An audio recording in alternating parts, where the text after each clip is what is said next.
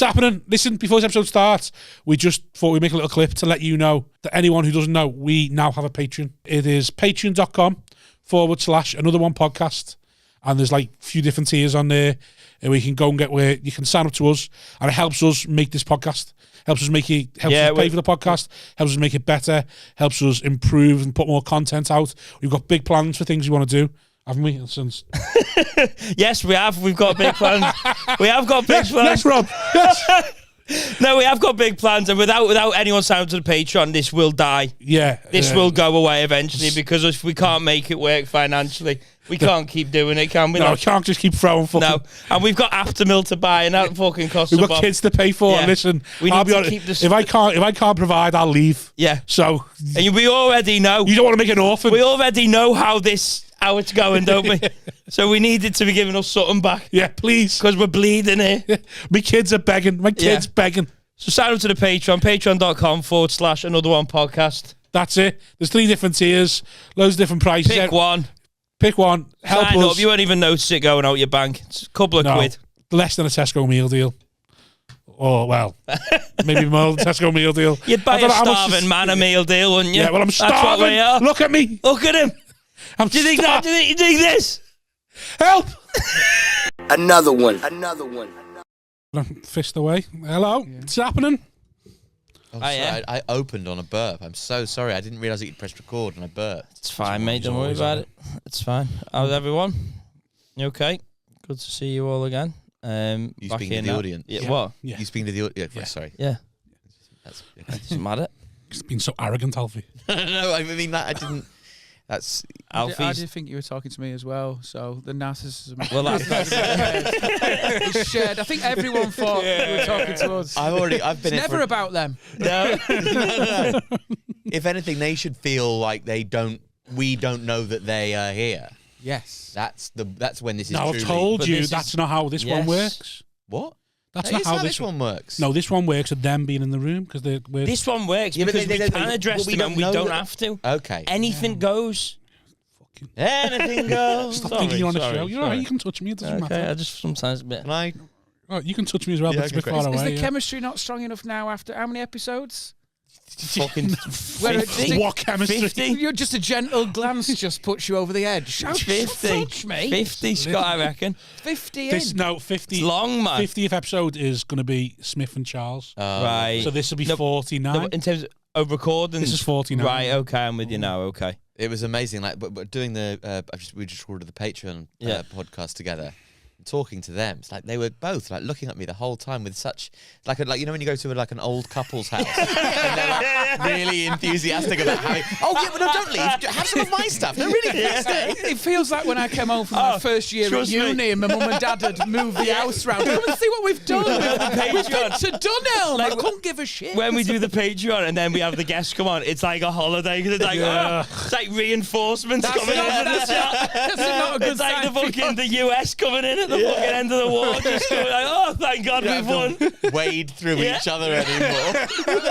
Honestly, when that gets to 1 hour 24 on Monday night, I feel like fucking job done. 3-0, 88 minutes on the clock. Yeah, coasting in. Just keep on now, boys. Keep on. Not silly. It does Is that like, close enough? By the way, well, sorry, you just feel like you're that couple that go out on a night out that aren't happy, and you can just feel an underlying tension. Oh yeah, just boiling. And me and Alfie have turned up, and you're just like, oh, thank God, some respite from our own existence. That's what it's like. Talking to people that look too happy. So how is your podcast going with your wife? You've come to Nottingham you've come to Chester on a Monday for free. With fuel prices the way they are, mate, and the way you are, mate. Yeah, I've this just is got, a scalp. As long as I can find a lay-by to have a nap in on the way, so I don't have to do the bedtime. On the way back no, it just stops me having to do the bedtime routine if I can. That's a nightmare. Some of these fucking kids go to bed. My 12-year-old's off the grid, mate. She'll go to bed. Yeah, that's fine. 12 is like, you know. Yeah, she's now on her own, independent. How old's your eldest? 7. Right, and yours is 12. 12, yeah. But when do they start putting themselves to bed? 3. I reckon about 10. Really? 10 years old. So your 7 not putting himself to bed yet? Maybe. Well, the thing is, he's got a 6-year-old sister, and like she's just turned 6, and like he sleeps above her. Oh, they So share I a can't room, go like, right. I'm going to put you, okay, night, Margot, shut the fuck up. You put yourself to bed. Night, Margot. Like, it would feel weird. So he still gets sort of, not put to bed, but Just like. tell him to put her to bed. Good shout. That seems like something my parents would have done. Very good shout. In fact, I could tell Kill them both of you if you don't go to bed. The younger two to bed. Okay? Or put you to bed. Yeah. I think there's nothing better than your children putting you to bed. Yeah. You stay up till 1 a.m. and watch Max and Ruby together, whatever the fuck is you want to Send do. mummy in once you've gone downstairs. Mummy and daddy are going to do some shots. Then you need to put us to bed. I just love it, like a 12-year-old tucking you in. That'd be sweet, wouldn't it? Wipe the drool. Like that, you know. That would be sweet. I need a bucket. But yeah, it does work. I do a podcast with my wife, which I Brew didn't with the realise. Bennetts. I didn't realise. Brew with the Bennetts. Thank you. I didn't realise what I'd done there when I did it. Nor did I. Right. Because what it does is obviously it means that we have that moment where we go, we'll save it for the pod. And you which can't means we fail never now. If you quit, you failed. We can't divorce. What does your wife... It's literally a contract Is it now. a lockdown endeavour, or was it pre-lockdown that this... The shed was your lockdown Yeah, it beast, started. wasn't it? We did sort of streams from the shed, like... You say we. It started with you. I've noticed, no offence, Gemma, but, calm it down a bit, love. I noticed you in your shed on your own, and then next thing Gemma's in the back. And now you're doing a podcast together. I feel like she doesn't... Listen, there's certain wives and girlfriends of comedians out there who don't want to be comedians, but then want all the plaudits of the hard work of us comedians. So you go out there, you do your 10 years on the circuit, and now you're good enough to have a podcast or do something where you're thinking, right, how do I get off the stage? Next thing these wives and girlfriends are stepping You're going to name another couple going, like this. Oh, yeah, I'll name them all. Fuck them. Go on, then. This is not some overreach from Gemma. This is a cynical attempt for me to access an area of marketing that's working very well for celebrity couples at the moment. I know, I'm already taking the piss. And all I'm saying is, there's a lot of wives getting involved when it comes to the glory years. That's all I'm saying. Yeah. When it comes to the tapping, all the hard work's done now. I'll get involved. Yeah, but they were there making the sandwiches when he set off to do Spiky Mike 4 years in. She's getting everything she fucking deserves right now. Yeah. Like when Bernard Gotham's got divorced and she wanted half his belts. Like, what does she want to have? It is interesting. I mean, look, I think it works actually because it does taper down the narcissism, and like, I think if it was just me, or if it was just like it can sort of go a little bit off piste. I think, and I think it sometimes brings in the reality. Because if I say something, she'll say that never happened. I mean, and it's like a moment of reality that you need sometimes. Do you ever stop or have to stop because what is developing in front of your very listeners is a fight? Yeah, we don't stop. That's what they want. Yeah, they want stop. the divorce. Don't stop. Well, I told you, we like, keep it rolling. I like Would it you when get couples... divorced for your podcast? I think that's what's You missing will. because I think that's more successful than doing a Patreon. Divorce with the Bennetts. The divorce is on Patreon. If you want the toxic breakdown and the fighting over the kids and then the solicitors, just £3 a You month. told me you were going to stay at Nottingham Glee this weekend. £3 a month, you can see the live breakdown of a family. Yeah, Fantastic. I would pay for that. That is great. I would pay for £3 a that. month, that's better than any If I'd definitely pay for Patreon that. your Yeah. marriage going to shit. Oh, that'd be lovely. Oh, it'd just be beautiful, wouldn't it? Just one episode, no speaking, just No, silence. no. Yeah. And you could get Pat kissing her outside of Weatherspoons. Yeah, Like the Breaking still Bad episode together. of The Fly. It's Yeah, just just- you two staring at each staring- other. Attritional hatred and then for an hour. the next episode, you've got your lawyer. She got her solicitor. Chris Keogh. Yeah, just sort of like a relate system. Then one day I'm not there because that's the day I've got the kids. But the scandal could be that you're still together. That's Yeah. beautiful. And then when you see No, the I don't want normal, that. No, but they get papped like being on holiday together, like no, Scott's no. still with his wife. Yeah, but actually they're just like going away because they can't, they can't fuck other people yet. Yeah, and it's yeah. just like one last hurrah because suddenly fucking each other is Right. hot again because it's Yeah. Like, oh, God, that'd be so good. I mean, regardless of my marriage, I can't fuck other people anyway. Scott Gemma found in Club Med. I'd love that the way, like, your couples split. We had it on the people ask us on the Patreon questions. Couples who split up It's a have to running stay theme on together. our podcast. What? Go on. Like they split up, then have to stay in the same house because they can't afford to move Yes. out yet and stuff. That would be great. That would be a great podcast. I'd be like, when we split up, should we start a podcast? Now we split up. Jesse's and I that we were going to start in lockdown but never did because the fights became too real. Was called Before We Break Up Again.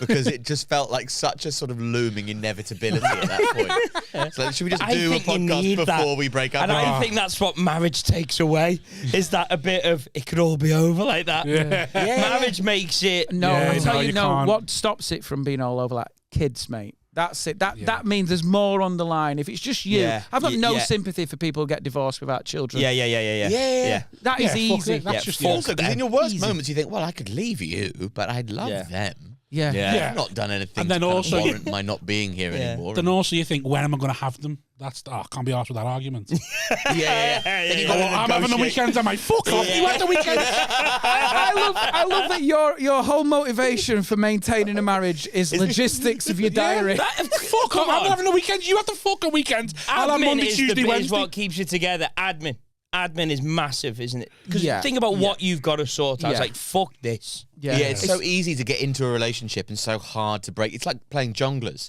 Like, you fall into it and you go, how do I leave this now?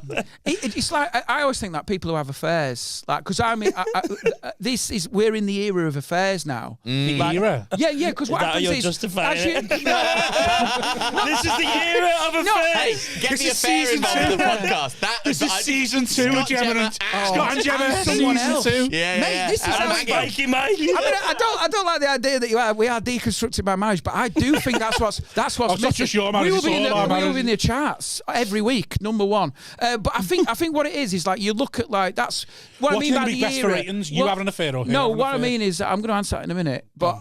What I mean is, not the era as in 2022, but as in you go through stages with couples, I'm sure this is the same, that you go through the dating phase where you're all dating, then you go through some of you get married, Christenings, and then weddings, you go the christenings, the Right. and now you're in the shit, they're leaving them. And they're Right. leaving them for other people. And arguably, this is the most exciting phase. Oh, so how many friends have you got that are doing that, leaving for other people? I think you see it at the school gates is when you see it. Because you see, you'll see like a woman's got a spring in her step. Yeah. Or like she'll be in the gym, she's looking great, she's got that sort of bounce, that confidence, and they'll go, I wonder what her secret is. And I'll be Careful like, now, Scott. she's having an affair, mate. There's no secret. There's a whole And have you confirmed this? Because you've got not much to do in the day. Have you followed them home and just sort of see what's going on? I've got a lot to do in the day. I've got to plot the deconstruction of my marriage for a podcast. It's a full-time job. Yeah. But I always think, how do people do it? I don't know how they do it. What, have an affair? The It's too logistics much time, of it. yeah. The time you have to have burner phones. Do you know what I mean? It's lay-bys. It's even the not letting your partner see your phone. I don't get how people have ever done. My wife sees my phone all the time. If I'm on a couch, I can't be arsed. The boys in the WhatsApp group don't want to hear this, bro. That's a Everyone data knows. breach. That's Everyone a data knows. breach, and that needs a splinter group forming up now. Everyone knows. Like, I just can't be. I can never be arsed hiding my phone. And I want to go on it. And if she's next to me, I still want to go on it. And I can never be arsed trying to think. I'll just go fuck it. I'll just open it. Yeah. So she's always going to see it. Gamble. So it's like I can't get how people maintain affairs with the phones. Because surely your Well, partner they have sees a your phone, mate. It's a burner phone, isn't it? Just hide it in the cistern of your local leisure centre in a waterproof in the badminton in a cubicle third from the left. I'm giving it no thought.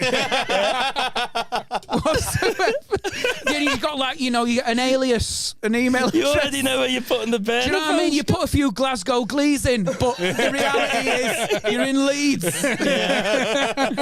I couldn't do it. I tell you what, I know I couldn't do it. And it's not for the reasons of lust. It's not noble. No, I just mentally I can't cope with my own life. Yeah. Well, and I don't know how people do it. Alfie's partners, we've worked out that she's got the secret. She says she's allowing cheating. She said that I could fuck people when I went to tour in Australia. And he can't bring himself Really? to do it because he's and fat. I didn't fuck people in Australia. I think you praise the Patreon episode for you. You just cost yourself some Patreons there. If you want to know the full story, move away from it now. The full story, £3 a month Patreon. Cheapest option. I told you we'd circle back on it. Is that a genuine thing though? That was it. Did you know that? An open sort of when you're on the road. What stays on the road? No, one time. It was a one time. there was a one-time shot. Move on. Let's move along. One tour of We've got money Australia. to make here, Sam. For fuck's sake. I don't think it's as simple as that. No, it turns out that you're absolutely right. Yeah. I couldn't be arsed with an affair. That's the thing we also discussed before on Patreon. Fair's not ideal. Can I tell you? You just like to be able to, like, shag who you want now and again. Can I tell you the mistake that blokes make? This is always the mistake that blokes make when they have affairs. What happens is they get into the rut of a married life with the 2 kids, and they think, I've got nothing. No one likes me anymore. Ian Beale. How many kids? How many? You could have said 3 kids. I've got nothing left. They hit the Ian Beale face. When they sit there, they just go, fuck, I'm Ian Beale. Yeah. I'm in Ian Beale mode. But what happens is they then think that someone finds them attractive who's younger, and they think, right, I'll get there, because it effectively rewinds their life 20 years. Right. But what happens is they end up in the same spot with a new person. But it's just more expensive and mentally more difficult to cope with, because that person wants what they're at now. They say they don't, but they do. Yeah, the amount of people who have second partners and go, I'm not having any more kids. I've had my kids. Like, you're having more kids. It's nonsense, because they get to that point and they go, right, I want that commitment from you. And then he'll go, oh, shit, now I'm 50 and I'm in the same spot. It's idiocy. It's like they've got in a DeLorean and reversed time, and then they've hit the same point and Doc Brown's got out and gone, you fucked again, you prick. Yeah, but the thing is, if you've got enough money, you can just keep getting in the DeLorean, can't you? That is the exception. You don't even drive it. What a ride. Somebody, like, get in the back of the DeLorean. Try this old thing for us, would you, old bean? Would you? Got places to be. Over this DeLorean again. Yeah. Do you know what? You're exactly right. That is it. That's the only exception. If you've got money, that is the exception. Yeah, but I mean, these things and like your life's difficulties cost a lot of money. And if you want to fuck your life up, if you have money, you can sort of afford to do it, because you'll never really be without admin, isn't it? Friends. Yeah, you'll not have to do too much admin, because you'll be able to pay somebody to do it for you. It just makes all the the grotesque minutiae of everyday life that is so kind of daunting. Like, I mean, all the things that like to do is just awful. So it's much easier to make your life as easy as possible. But if you've got endless money, you go, I could just move out and just go somewhere. Yeah, I'm just going to go to Barbados. Although it is the Achilles heel. Divorce is it's the only thing that Jeff Bezos was scared of. Really, not paying tax. I mean, he didn't give a shit about any of that, but a divorce hit him harder than anything else. But that will just be because but have you seen him now? He's living his best life now. He's jacked. Well, he's regenerated again, hasn't he? But it's the bitterness of losing 50 billion, and he's going to still have 50 billion left. Yeah. So he's not going to lose. His lifestyle's not really going to go down, is it? It's just seeing her getting. Do you remember when Heather Mills McCartney got divorced from Paul McCartney? She got a good payout, didn't she? She got 34 million quid. And because it wasn't half of his money, she said, furious outside the courthouse, it is disgusting. It is disgusting. I respect her for that. It is disgusting that Paul McCartney will ride fly in first class for the rest of his life, and his daughter has to go in coach. And I go, if you're just a little bit careful with that money, I think it'd be absolutely fine flying first. Also, I'm pretty sure his daughter can go, hey, Dad, that'd be so funny, Dad. Can you put me up to first class? I want to fuck me off and coach. That would be such a flex on your mum. Sorry, Mum. Your divorce was shit, but my dad's giving me an extra 200 quid to upgrade to first class. I can take your leg through to first, but you've got to stay here. I can take your leg through his hand luggage. Slide it in the locker. Yeah, no, the podcast thing it's tough, isn't it? Well, it's not actually. How long have you been doing it? 6 months. Well, we're at about 30 episodes, so we do weekly. So it's not. Your shed stuff sort of crossed over with it. It crossed over, and that was like a pandemic thing, really. And then we just started doing it, and I must admit, I think it does bring out a side. I think it's very easy as a comic to feel like you haven't got like other options where you get drawn into doing what you do. Do you know what I mean? But I think having someone else or another voice is actually quite interesting. So we've actually talked about stuff that I've thought, oh, that could be a bit, or that could be a bit, because it's actually I'm more relaxed and more off duty as a comedian. Do you know what I mean? It's like... Do you run out of things to talk about? Not really. When she said to me last week, she said, I just want to say that you leave skid marks on the bed sheets. I mean, that's a moment in your life where you're like, yeah, that... Suppose she's not saving that for date night, is she? No, that's come out. That's out now. Yeah. That's in the world, isn't it? But but there's like moments like that where you go, right, yeah, I probably do that. Did you think the shed really launched you? I think that's when it did. Do you know what I mean? Not the 13 years on the circuit. That's shit. No, but like you got quite a bit from that. Yeah, I think. Because no one was doing fuck all, were we? Because no one could do it. And you did crack on with it. I do often say that the pandemic was the greatest thing to happen to my career. I think you really did. I should have gone down that lab in Wuhan, throwing chemicals about you. You know what I mean? Gnawing on bats down the wet market.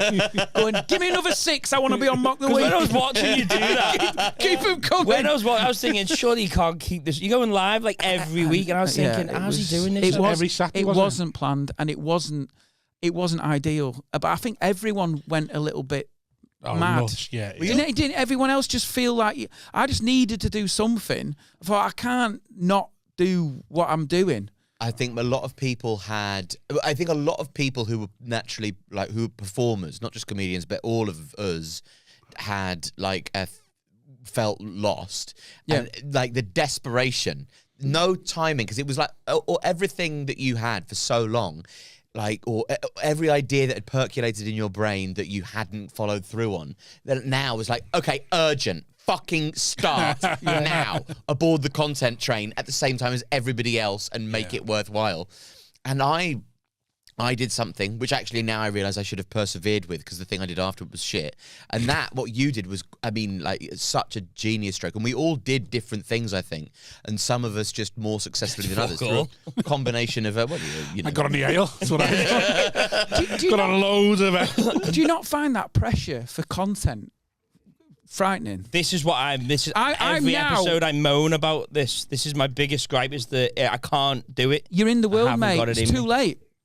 I find it sometimes, all I hear in my head when I get up in the morning is, make content, make content, make content, make content. Don't bond with your kids, make content. I hear that, but it's not in my head. It's like Jesse saying it into my ear. Make content, make content, make content. And then we talked about, literally, that happened, didn't it? Don't chat, save it for the pod. Yeah. That is fucking tragic. I'm sorry. It is tragic, yeah. That we can't have an off-grid chat without going, there's revenue in this conversation. I just want to tell you about this lump I found. There's revenue in that lump. I've got a colonoscopy. Save it for the Patreon. We'll get it checked out live. Yeah, we'll go live from your colonoscopy. Yeah. Everything's for sale. We have become that generation that we looked at like the Kardashians and all that lot and thought, that's ridiculous, and all the influencers, and it's just as bad. Comedians are just as bad now, I think. I think they're better than us, because our problem is we're too honest. At least the Kardashians lie. You don't save anything, they give us a false sense of reality where we talk about skid marks on the bed, and it's too honest. Yeah, well, I just think... makes it better. It's the artifice that makes it a problem, in that the Kardashians are creating this artificial sense of real life that makes everybody feel poorly about their own. Yeah. Whereas I think what we're doing right now is making people feel pretty good about their own lives, even if their own lives are going not as well as they would hope. Because we're the conversational element of what a podcast is. It's all podcasts are shit radio shows, scruffy bollocks radio shows with comedians, and we're all. The unraveling of our own brains in real time, I know is something that I like listening to, because I go, fuck me, that person's shit, or whatever. You know what I mean? He's struggling getting. Listening to podcasts for who's the shittest person. I'll listen to this bastard now. Yeah. I do sometimes do that. Scolding for Rich Wilson's is how fucked up his life. I'm a fan of him now. Why? Because he ballsed it up at 21 and he hasn't got it back on track. I'll go see his tour show. You just sat at the back going, tell us about your credit rating. Tell us about the time you're homeless. Come on. Everything will be okay at a fucking shit. Yeah. My life's really picking up now. We don't want that. It's fucking not. One of the most likeable things about me is my bank balance. Yeah. I just got so little money. Such little money. Yeah, but you give off the aura that there will be some reserves somewhere. Yeah. So my accent suggests I don't believe you just said that. I don't believe it. Because it's what's in your mum and dad's bank. You'll never be homeless. That's true. Yeah, that's the thing. With Callum was on, it was going back. Callum was going, oh, I've only got 50 grand here, but your mum and dad have got it in the bank. Which what's in their bank? That's totally fair. But So basically, and that's the kind of dilemma that. So that's the most likable thing about you is the fact that. No, the most likable You'll thing about never me be is homeless. I would know, a good dad probably, but Good dad, fuck off. I am. You fucked off to Australia for 6 weeks. Not a good. You can't abandon your children and claim to be a good dad. My parents abandoned me, and I, like my parents, abandoned them. Yeah, my That's dad a went good on dad tour. in our eyes. My mum went on tour. They all went on tour, fucked off, and I went. And as a child, I understood. Yeah, it's my mum's dream to be at the RSC. Yeah. So good for my mum. Like she shouldn't like what? Oh, what? You don't get to do your dream because you had me? Yes, Fuck that. yes. No. Yes. Go to Stratford. Yeah. I'll be fine with Dad. I'll be fine with you. Clearly not. Well, I was. And then when he went away, I was with her. That's it was an fine argument as well. I've justified in my head is the idea they go like, oh, I've got to set an example by following the dream. Yeah. I tell that lie to myself as well. It's not a lie at all. You can't just be. What do you mean? Don't go to Australia. You see, that's Don't a go rich to- voice if you want it all. I disagree. I think because I've had that same. That's not exclusive to people with money. That because I've effectively done that. I jacked in a job where they said to me, "How much do you want to get paid?" To stay. Scott, to stay. You fool. I know. You fool. And it was you on could that have done day all where they these went, gigs and we'll still give you have the money, we'll give you the healthcare. How much do you want? And then I thought, then you no, I found a don't want to do lump that when you because I've got left. a gig in Hull for 75 quid. So but that's not exclusive to. I think the fact that your parents managed to do that, both of them, and still bring you up, and you've not gone off the rails doing lines off What do assistant. you mean? Hold on. What do you mean he's not gone off the rails? No. What I mean is the fact that they've brought in some normalcy into a household. Listen, That if my he's kids- able to be a dad. If my kid's a comic, I've fucked up. No, mate. Do you know what though? You can't stop that. It's like when happening. Chris Rock said, the only thing you have to do is keep your daughter off the pole. The only thing we've got to do as parents is not fuck our children up enough that they get needy bastards like us to have to go on stage for validation of strangers. gotta keep I your want my daughter child off to the be pole. stable. I tell you something now. I think my boring childhood of two stable parents who did basic jobs is the worst thing for my comedy. I need trauma. Why did you get into it then if you've got a good relationship? with your Why are you parents? fucked up? Exactly. This is a fucking myth. Because I like comedy. I'm one of them rare. that I'm one of these simple. rare people that came into comedy. fuck off. Because I No, liked comedy. no, And don't you're believe it. going, there's some No. damage under the surface. There is. You've got an overbearing There's mother. some trauma. Yes, basically. Yeah. I cleaned out the shed on a summer day. It was too hot. That is not Angela's You've got an ashes. overbearing mother. You've got an overbearing mother, Well, and now I your think wife's it in your is, Scott. podcast. So, yeah, That's I all- think that is. Draw the trauma out Yeah. for the 40-minute cry It made me point. put a fence panel in when I couldn't be asked. I was abused. I was 11 years old. I had splinters. Yeah. I was juggling one fence panel. There was creosote fumes in my face. Exactly, yes. No, but what I'm And saying sometimes is, you wake up still smelling that creosote. And that's why you get on stage. the trick is, if you're a parent who is doing comedy, it is to follow a dream, but meter the selfish part of that so it doesn't destroy the stuff in the background. What classes as meter and the selfish Stuff in the part? background. The stuff. The stuff. What, family. the kids? No, what it is. The stuff in the behind the lights. You're absolutely right. By the way, you're absolutely right. You are selfish for doing it. That is You just said- absolutely 100%. No, you are. Effectively, it's a selfish decision, isn't it? When you go, I am gonna be a comedian. Effectively, you are saying, Unemployed. I am choosing that career ahead of because I should have sacrificed that to provide for them. Well, yes, you for did the rest have of their an life. offer Yeah. to do that, whereas we didn't have that But offer. So then- therefore, this We're is why worse. you're not agreeing with us. No. because Oh, no, he's genuinely- worse. No, Yeah. but then you sit there, We're don't chasing you? it. You sit there, you worked your bollocks off, you've done that job, but Yeah, you've this is what resented we the said. fact that you haven't done that. That's what we just said to you, though. What? We said to you the idea that I've got to chase the dream to set an example to you to let you know that no matter what you get offered, even if it's great, you've got to do it for you. Yeah. So you set an example to your child there to say that even if your life's going great and you get offered this, you've got to do what makes you happy and go for it. So that's what you've done. You've fucked her being able to have a nice life up because you've gone. You got two daughters, is it? Yeah, so yeah. you fucked them being able to have a nice, comfortable life. If this doesn't go well for you, you could have. But it's a Make better them- life because he's a nicer dad because he's happier. Oh, People always why? think What's about- this nicer dad? What do you mean? How's he a nice? Are you a nicer dad than you comic? Because a happier Was you a bad dad when you were happier graphic dad is a nice- designer? I'm not saying he was a cunt when he was like, Was you? No, I wasn't. But you're right, though, that I have not met someone who's at the top of a business who's happy, really. when you actually get below the surface, everything that's worth doing comes with a sacrifice. Yeah. Yeah, you do loads of cocaine, you feel bad in the morning. Yeah. I mean, I think that also being I'm going away to Australia for like a month and whatnot, but I'm there for pickup. I'm there for like at the weekend, every day of the weekend, but like every other. Every other weekend at the jury's in Messingham. I'm a regular in the clean. They keep booking me. Cynthia, is that you? But Told you to use the code name Pocahontas.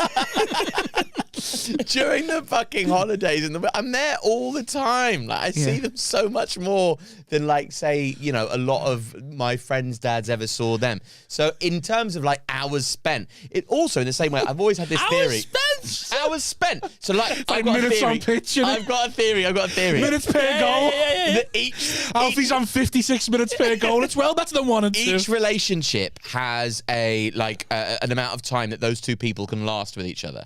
Right. So, like, I think the reason my mum lasted so long with my stepdad is because he was away on travel the whole time. So whilst they were, whilst they were, no, they both Radio 4 didn't want them anymore, so they have to see each other again. He can't remember her because of a brain injury, actually. Jammy bastard. If only we all had that excuse. And I forgot where to live for 3 days, love. I'm sorry. Yeah. Anyway, because they didn't see. So they lasted so long because they didn't see each other. Yeah. But if you are like me and Jesse, like seeing each other all the time, like we might have only been together for 7 years, but in terms of hours spent, we've been together for like what 14, most couples would be like. You sound like someone in Love Island. I get that. That's exactly true, though. It's like Big Brother. You have a relationship over 2 months, but in terms of hours spent, that's why they all go mental for each other. Do you know, one comic once said to me when I started, Mike Wilmot, and it was the best bit of advice, and it's true, actually. He said, to succeed as a married couple in comedy, you have to find someone who doesn't care if you're with them. Who is fully... No, what I mean is... Who is independent enough... Who likes their own space. Not one of these people who's like, I just can't exist without you. Someone who likes their own space. I just need you everywhere. Someone who's so sort of confident and sort of self-assured. Uncle Mike, who spends 6 months of the year away from his family. But also that's a justification to yourself, isn't it? But that is absolutely true. Allegedly. That is absolutely true. But the danger is that person becomes so self-assured. Yeah. They And they just start shagging someone else. And then you go, well done on the self-confidence. Well done, because he's a 10. You smashed that. Can you ratchet it back? I like the spring in the step. I like the self-confidence. But just not sitting on another dick. That's what you're saying, Scott, is find a self-assured woman and then gaslight her just enough that she never leaves you. No, I'm not saying that at all. I mean, that's your inner monologue coming out. I know what you're saying. Andrew Dice Clay divorced his wife, and they're still together. Yeah, they got divorced. He just said we're getting divorced. Yeah. He constantly spoke about how much he was cheating, didn't he? Did he? Yeah. What, in character? Old Mother Hubbard. I fucking love Remember her? I fucked her. Oh. When he used to do because that's the laugh point.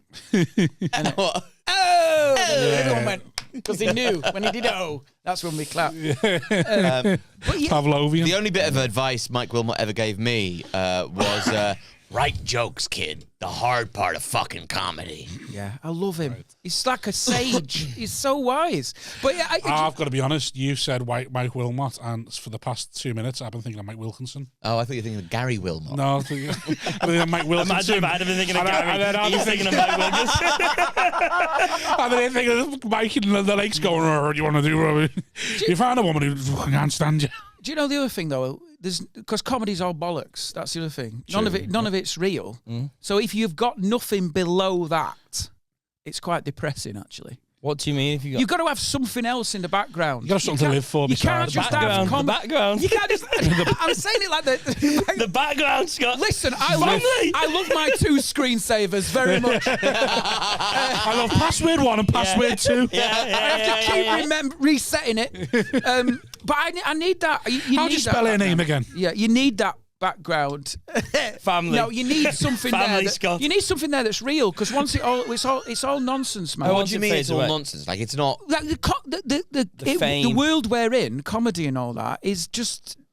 none of it's tangible, really. When you get below the surface, it's all built on narcissism and egos and and do you know what I mean? And trends and we've all found ways to monetize the kind of the beauty and reality and substance of what comedy is. Of course, because like the industry of everything good is shit. Yeah. But he said he loved it a minute ago. No, I do. Bollocks. I love stand-up comedy. I think that there's a lot of nonsense in the funny way of showing it. No, there's he's trying to hide his trauma because it's too early in his career for that to come out yet. He's not struggling yet. He needs he's like Bill Burr. Bill Burr's only just getting to that bit where he's willing to go into his life. He needs a Saturday night TV show. Once that starts failing, that's when the trauma will come out. Scott's planning this. He's planning the marriage. He knows when the divorce is coming, and he knows in the career when the trauma comes out. That was Sean Alfie. He's going, right, when are we doing it? I love it. People said you were funnier when you were together. You were funnier when your wife was. Like, you've already got some material about being divorced, haven't you? I bet you've got a little bit. In the bank ready. 20 minutes. Saturday night bangers. Honestly. Do you know when you can't read the small print on the papers? But I told my wife I was going to top myself. She said, "No, change where the pills are." Because I'm a Puritan with stand-up. That's why I love it. I think it's the best. Pure stand-up is incredible. Yeah. Nothing's better. Right. So that's the angle, really. I'm not there to push an agenda. I just think pure stand-up is whatever you're doing. Is no, I do agree. I fucking. I think everybody's like. Because it's self-effacing and there's a lot of bravado in stand-up, we're all going, oh yeah, it's all bullshit, man, and like, you know, we're all damaged and we're all, it's all nonsense, and really, everybody just believes, oh, stand-up's great, love it, it's such a beautiful, brilliant thing that we all do, it's so great, but no, that doesn't sound like good. I do think we are all damaged, though. Do you think there's always a little bit of DNA? Yeah, I don't think there's ever a comic who's completely. I don't think there's ever a person. Yeah, I think there's plenty of people. Yeah. Just get on with the life. Just go to work, get on with the life. I mean, like there's something in comics where we can't just get on with our lives. We had to find something. I remember talking to my mate the other day, and I went, "Are you just happy?" And he went, "Yeah, just content, yeah, have a great life, yeah." Yeah. And I went, "So you're just always happy? You don't doubt yourself or kind of go in spirals?" And yeah, but I don't do that.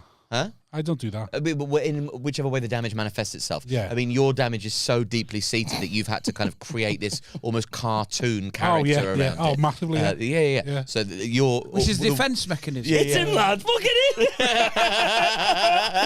That's how's that for a cartoon, you cunt? Actually...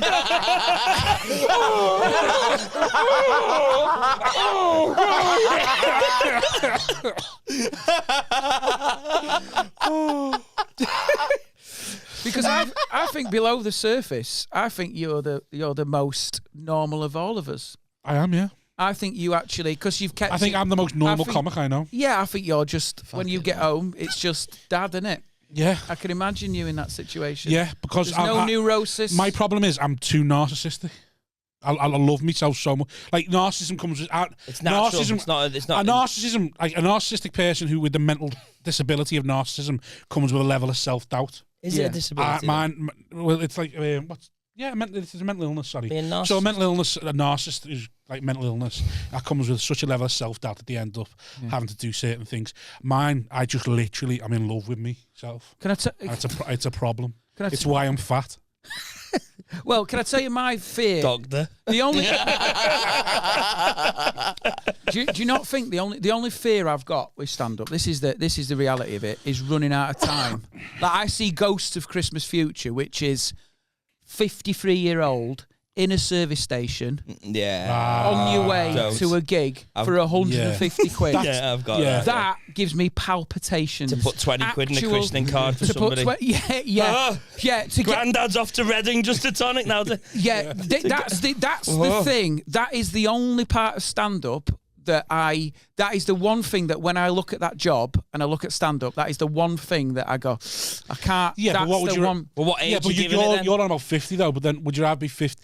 Like would you rather be 50 working on a construction site? Well, that's because there's people who do that. But that's the other thing is that this. That's what I see. Something with a bit more dignity working on a building site 65 than dying on your arse in front of 6 people on a Sunday in Wythenshawe. So like, what am I doing? Doing jokes about your kids when they've got at university with their own kids. And you're going, I was down the park the other day. One of these, like, old fella with big hands and that, putting bricks on a 55, that's fine. There's a nobility to that. Dying on your arse after doing something for 24 years to know. Oh, man. There's like bombing dignity. now, even when I don't have a chance at doing well. Like Clacton-on-Sea the other day, I bombed like horribly. And like, I told you, they got the pictures, the Roy Chubby Brown and Joe Pasquale and Jim Davidson in the corridors, but still bombing after, like, how could I not navigate even this situation after 16 years of doing it? Oh, I'd have smashed that. Just, Do you embrace the death? Yes. Yeah, that's the best way to do it, isn't it? To let it swim over you like a suffocating duvet. When did you last die? I can't imagine you dying. Things that I do. doesn't count. That doesn't count. No, like a death. Like you've never really. It feels like it counts when you're doing it. I mean, I've not ever done a corporate. Obviously, I would be a huge error when you're doing it, but like. I've never done one morally. I think I was. It's absolute nonsense. You do Nando's. Yeah, 100%. You do Nando's corporate. Rob, it's the South African Poison Gas Company here, and we'd love your work. You do it, mate, for the right money. 100%. Yeah, you do Kim Jong Un's birthday. 100%. I'd be there sitting next to Kim Jong Un having a crack with him. Same haircut. Like, as he's killing some cunt. Go on, fucking state of him. Go on, see if you can make him cry. So was the last time you died in a club? Yes. Do you know what I find more frustrating than a death? Is a 5 out of 10 battle. Indifference. I'd rather have a death. Right. I'd rather have a complete switch off where you go, they don't like me. I don't, we haven't connected. Let's just embrace what's happening. The fact that sometimes you go and there's like a little back and forth, and then you come off going, I don't know what that was, and now I just lost. I think a lot of the time, one of my bad habits is I turn the 5 out of 10s into a 0 out of 10. I've seen you turn it into a 9 out of 10. No. Well, because I think sometimes that strategy is actually more sensible than ploughing on. I think my thought behind a death has always been, or an indifference, really, like. It's a fucking point. Like, how many tickets am I going to sell in the future if I just do a 5 out of 10 gig? I might get rebooked, but really, like, these gigs are dying and being birthed all the time. It won't make that much difference unless it's like, you're playing the Glee and you need to get in there, and it's like that's why I hate gigs like that. It's because too much pressure to do well. The kind of the high wire act of what stand up should be when it's at its best demands that you take the risk, and you can't if you're not able to take the risk, the comedy loses something for me. So for me, like if I'm kind of having an indifferent gig, try and do something fucked, or like, try and energize yourself or the crowd or like whoever. When I used to just bomb, and I would always bomb in a weird way, I wouldn't just continue to do my material. I would always just go, right, well, I could just, like, if you're not going to laugh at the jokes I've written, I could just sing Annie. Because if I love how that's the go-to. I love how all of the Rolodex ask them what they do for a living. No. Reflects on the world's current events. No. Hakuna Matata. Tomorrow. What the? How do you go from? Because it's something that isn't comedy. I'll stop doing comedy. I feel like you do that because you're like, this is what I should have been doing. I'm going to do comedy because I couldn't make it as a musical theatre actor. I would make a great musical theatre actor, but if in the context of the gig itself, if my jokes are getting nothing and me doing Annie gets nothing, then my jokes are as funny as Annie anyway. So I might as well do that. Anyway, causing that chaos, my whole ethos was just, you might not like me. You will never fucking forget me. Right. You will rue the day you did not laugh at me, and I will burn myself into your fucking eyes. Just the idea of someone going, "Did that comedian? It was going right." Then he shit himself and ate it. It was a wig because he was talking about being at Alton Towers in a poncho, and then he just stripped naked and shat himself. And I'll be honest, the confusion was quite powerful. Yeah, well, I mean, you've quite quickly identified one of my red lines. I wouldn't pick up my own shit and eat it, but metaphorically, I certainly did that very many times. Yeah, I think there is that. The worst thing is, though, sometimes as an audience, and I'm sure we've all in a situation where you acknowledge that it's not going well, then they laugh, and that's the worst audience, because you are in a toxic relationship then, because they are literally going, suffer and will laugh. Yeah. So then you do more stuff. So I used to have a bit which I used to keep in the back pocket where I used to go, just want to say... Bit shit. No. I just want to say... No, what I used to say was... So I was at Holland Towers with me kids. No, what I used to say was, this isn't like music. I said, you know, if I'd finished the song, even if it was shit, you'd be clapping. Whether you like... That's just a Pavlovian thing. But every time you stare at me, I'm in my head now, I'm seeing shoes being taken off my children's feet. And I'd just do this sort of thing of like, I'm seeing there's inheritance evaporating when our arms folded. Right. Their dreams are in the shitter because of you and your cagoule. And I would go around that was like the breaking of the glass. If that didn't work, then I'd leave. But that was the moment when I make them feel guilty because of how they were making me feel. Yeah. And that did work once or twice in tough rooms because they went, oh, hang on a minute. Yeah, we are being horrible. It can go one of two ways. First of all, there's a comparing kind of trope that I hate, where some compare will come out on stage. Yeah, sound on. It's his own podcast. I'm going to get a beer. I'll have a beer, yeah. You're bored of your own podcast. Yeah. That's how narcissistic he is. He's bored. He's talking about dying on stage. I can't relate. He's about to give an amazing insight into the world of comedy, and you are fed up. Fucking hell, you struggling comedians do me fucking head in. You just never know when you're struggling. You just hear the laughter in your own fucking head. That's literally what happens. This is your vehicle for content. Yeah. Looking yawn through it, scratch your bollocks. it's a drinking game. People do it at home. Like Hounslow or whatever. Right, if Rob starts yawning, have a drink. This is why no one's got any attention span anymore. He's lucky I'm not on Instagram Reels. So go on, what were you saying, Alfie, about? Fuck knows. I was saying why did you address it? Making the audience feel guilty. If you stayed at home with your kids, you'd be tired as well. I'm a fucking comedian, aren't I? So obviously you see somebody yawn and your insecurity facility is going to go, oh, look, a fucking yawning cunt while I'm talking. Oh, big Billy Bollocks is yawning while I'm talking. If I was a comedian and not yawning, and not addressing the fact that you were yawning while I was talking, then what kind of comedian would I be, honestly? You didn't even swallow it. You didn't even go. Yeah. He just brazenly open mouth. Actually, a fake yawn. He amplified it. He took it for a little cruise. It's called an act out, Scott. You want to try it sometime? Chewbacca in. Oh my god! You were on about an MC, the trope you hate. Oh yeah. Oh yes, and when they come on stage, you go, "Oh, they yawn when you're on." Anyway, your next act is really boring. Next act is Alfie. This is a thought of his name. You got him for 20 short minutes. That thing. This is a weird gig. Oh yeah. Just don't tell him it's a weird gig. Fuck it. I hate that. Or try and manufacture a weird atmosphere. Because it's obviously what I want to do when I'm comparing. But you feel some sort of responsibility for the gig and go, I'll try to make the gig as good as I can because I'm not here for me today. I'm here for them today, which is why I hate it and I don't like comparing. Because that's why I won't compare, because I'm not asked about the audience. I don't care what you do and what you name. In fact, I would quite enjoy a compare that deliberately really set the rule terribly on purpose, and that was the thing. They just go on and they go for an awful night. Every time they're gonna This next act can go fuck themselves. Right, Alfie Brown. This is one of the worst bills I've ever seen. Just imagine walking out going, he's just brought me on to a minute's silence. Be honest with me. Have any of you ever heard of these names? No, right. I once gigged there was a place in Balham, and there's a compere there called Robin, and he basically introduced me on. He was comparing, and I went, listen. Listen. Yeah, like an accent on soon. I like Robin already. Sounds working class. What we got is you fall for an accent every time, don't you? You've not been in comedy for more than 5 fucking minutes. An accent's all a fucking trick, mate.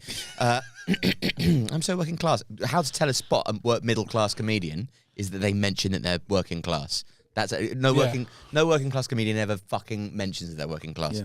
Anyway, so middle class. Sorry, as a middle class comedian. I'm posh. I'm not middle class. You won't have these middle class. He's elite. These ones. You upper, middle to upper. Upper class, isn't it? I went this the other day. This class it's working class, middle class, upper class, regal.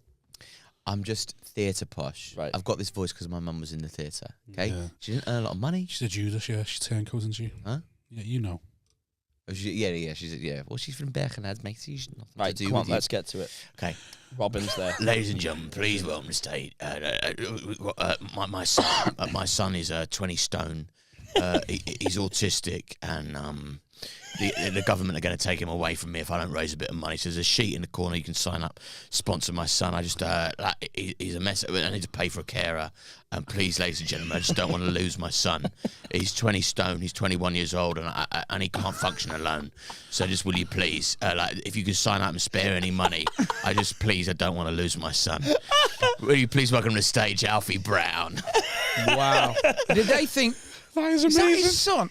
No, he was just doing it to fuck with me. It was like he knew what he was doing. It was so funny, but he did it so 20 earnestly. stone is very funny. And the thing, and the other one is, I think I was doing a Glee, and Andrew Stanley, peace be upon him, was comparing, and he goes, "Oh, so you're the mother, and you're the father, and you're the daughter, and so you fucked him, and then you were born. Oh my God, your mum and dad fucked, and that's why you're here. Ah! Please welcome to the stage, Alfie Brown." Everybody's just in this like fucking mad, incestuous, like like fucking mental, and it was the most difficult club I've ever played. Yeah. When it's whipped up, it's the wrong way. Whipped I up with think- some Oh, crowd work that it's I like don't mind. you leave everybody in the middle of a frenzied moment, and it's just wrong. Yeah. You need to do a joke and reset and bring on. Absolutely. It's insane to do anything All else. comics want to build, not take down. When I had my first full-on weekend death in Glasgow was Raymond Mearns. Nelson in middle, and then Mearns went on, and he did this raffle thing at the Rotunda on a Friday, and his last line, this girl picked the card out, and he just annihilates the room with this one line of this, like something about doing something to him, sort of sexually, and he fucking smashes it, and then just you're gonna get a headliner on now. You start the applause, and I went on and just fucking died. But like the noise he got like a minute before I went on. I mean, he was great. But That's like, the job, though, isn't it? Raymond Mearns. yeah. Oh, he's one of my Yeah. favorites. And he was dead nice after it, but that was like it was such a death. Like Nelson was gonna go home, but then because it went south, Nelson was gonna go. because it went south so fast. He was like, "I'll have to watch this." You comedians are such bastards. I love the idea that he went through the door like that. Yeah. And then you went, "Good evening." Literally just rang his wife. I'm going to be a I bit almost late. think I saw Can I him get take an- a seat at the back. I just love the idea that just forget that. Don't worry about Yeah. it. Yeah. Yeah, I'll miss it. I'll miss the wedding. Put the notepad sat down. And then watching said, you. Just sort yourself. Order something for yourself. It is that moment, isn't it? That do you know what though? Because people always used to say about like when Kitson were on the circuit, they all used to go like, "He was a great MC, but you couldn't follow him." And I used to think, well, that's Same with not his PCK, problem. wasn't it? Yeah. That's not his problem. You shouldn't have to raise the bar. You shouldn't have. You just have got to get up to there. You want an MC to be be honest smashing with it, you, or you don't want an MC to be making it. The problem was I Gladiatorial. tried to riff an opening line. Right. And I was only like 4 or 5 years in, yeah. and it's Glasgow on a Friday after Easter. You haven't got that in your locker. I just stumbled over what I was going to say. You idiot. And then it went, and then the next Saturday is when I went on and just stuck to the script, and it went fine. But when I went on, I was too new to even speak a line confidently, and then they just went, nah. When you're in that moment and you think I can freewheel this, and then they just go, "Fuck." Have you ever gigged after the in Edinburgh Festival? They have a late night show called Spank, where there's something called the Naked Promo, right. and that is if you're in a kind of low level show like a student theatre thing or like some crap bit of theatre that's kind of underfunded, local Amdram, whatever that you've taken to Edinburgh. Oh yeah. You can get up at Spank, a comedy night ostensibly, and if you get completely naked down to your down to your bollocks or Pussy. quim, yes, bollock, pussy, yeah, sure.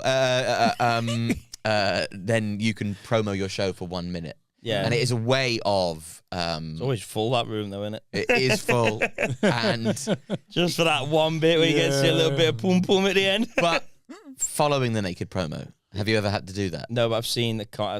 I think when I watched Danny Mac do it, it was fine because Danny's good and that. Wasn't like I've never seen anyone die after that because I've only seen it once.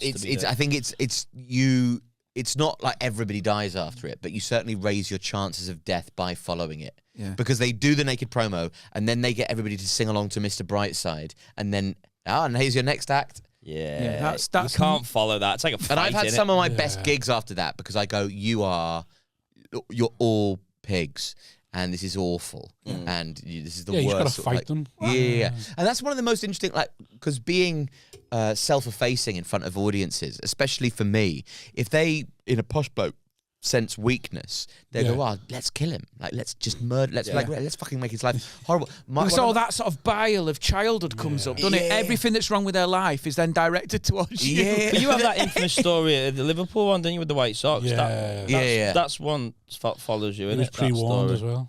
Yeah, but I mean, fuck off. My thing is still fuck off, and it was fuck off then. One of the, like, there's a comedian thing that people do where they go, where they do this thing where they go, what's your? I won't mess with you because you're a big lad. You could obviously kill me. Well, I quite like saying to, like, whoever the biggest person in the audience, I'll kill you. Yeah, I say that though. Yeah, but you could. Like, I couldn't. It's funnier if I say, with a 12-year-old girl's hands, I'm not I on don't stage. know whether you're in that realm of nerd that could get away with saying that, though. Yeah, because it's posh, you can. Because everyone just assumes posh people can't fight. just can't fight.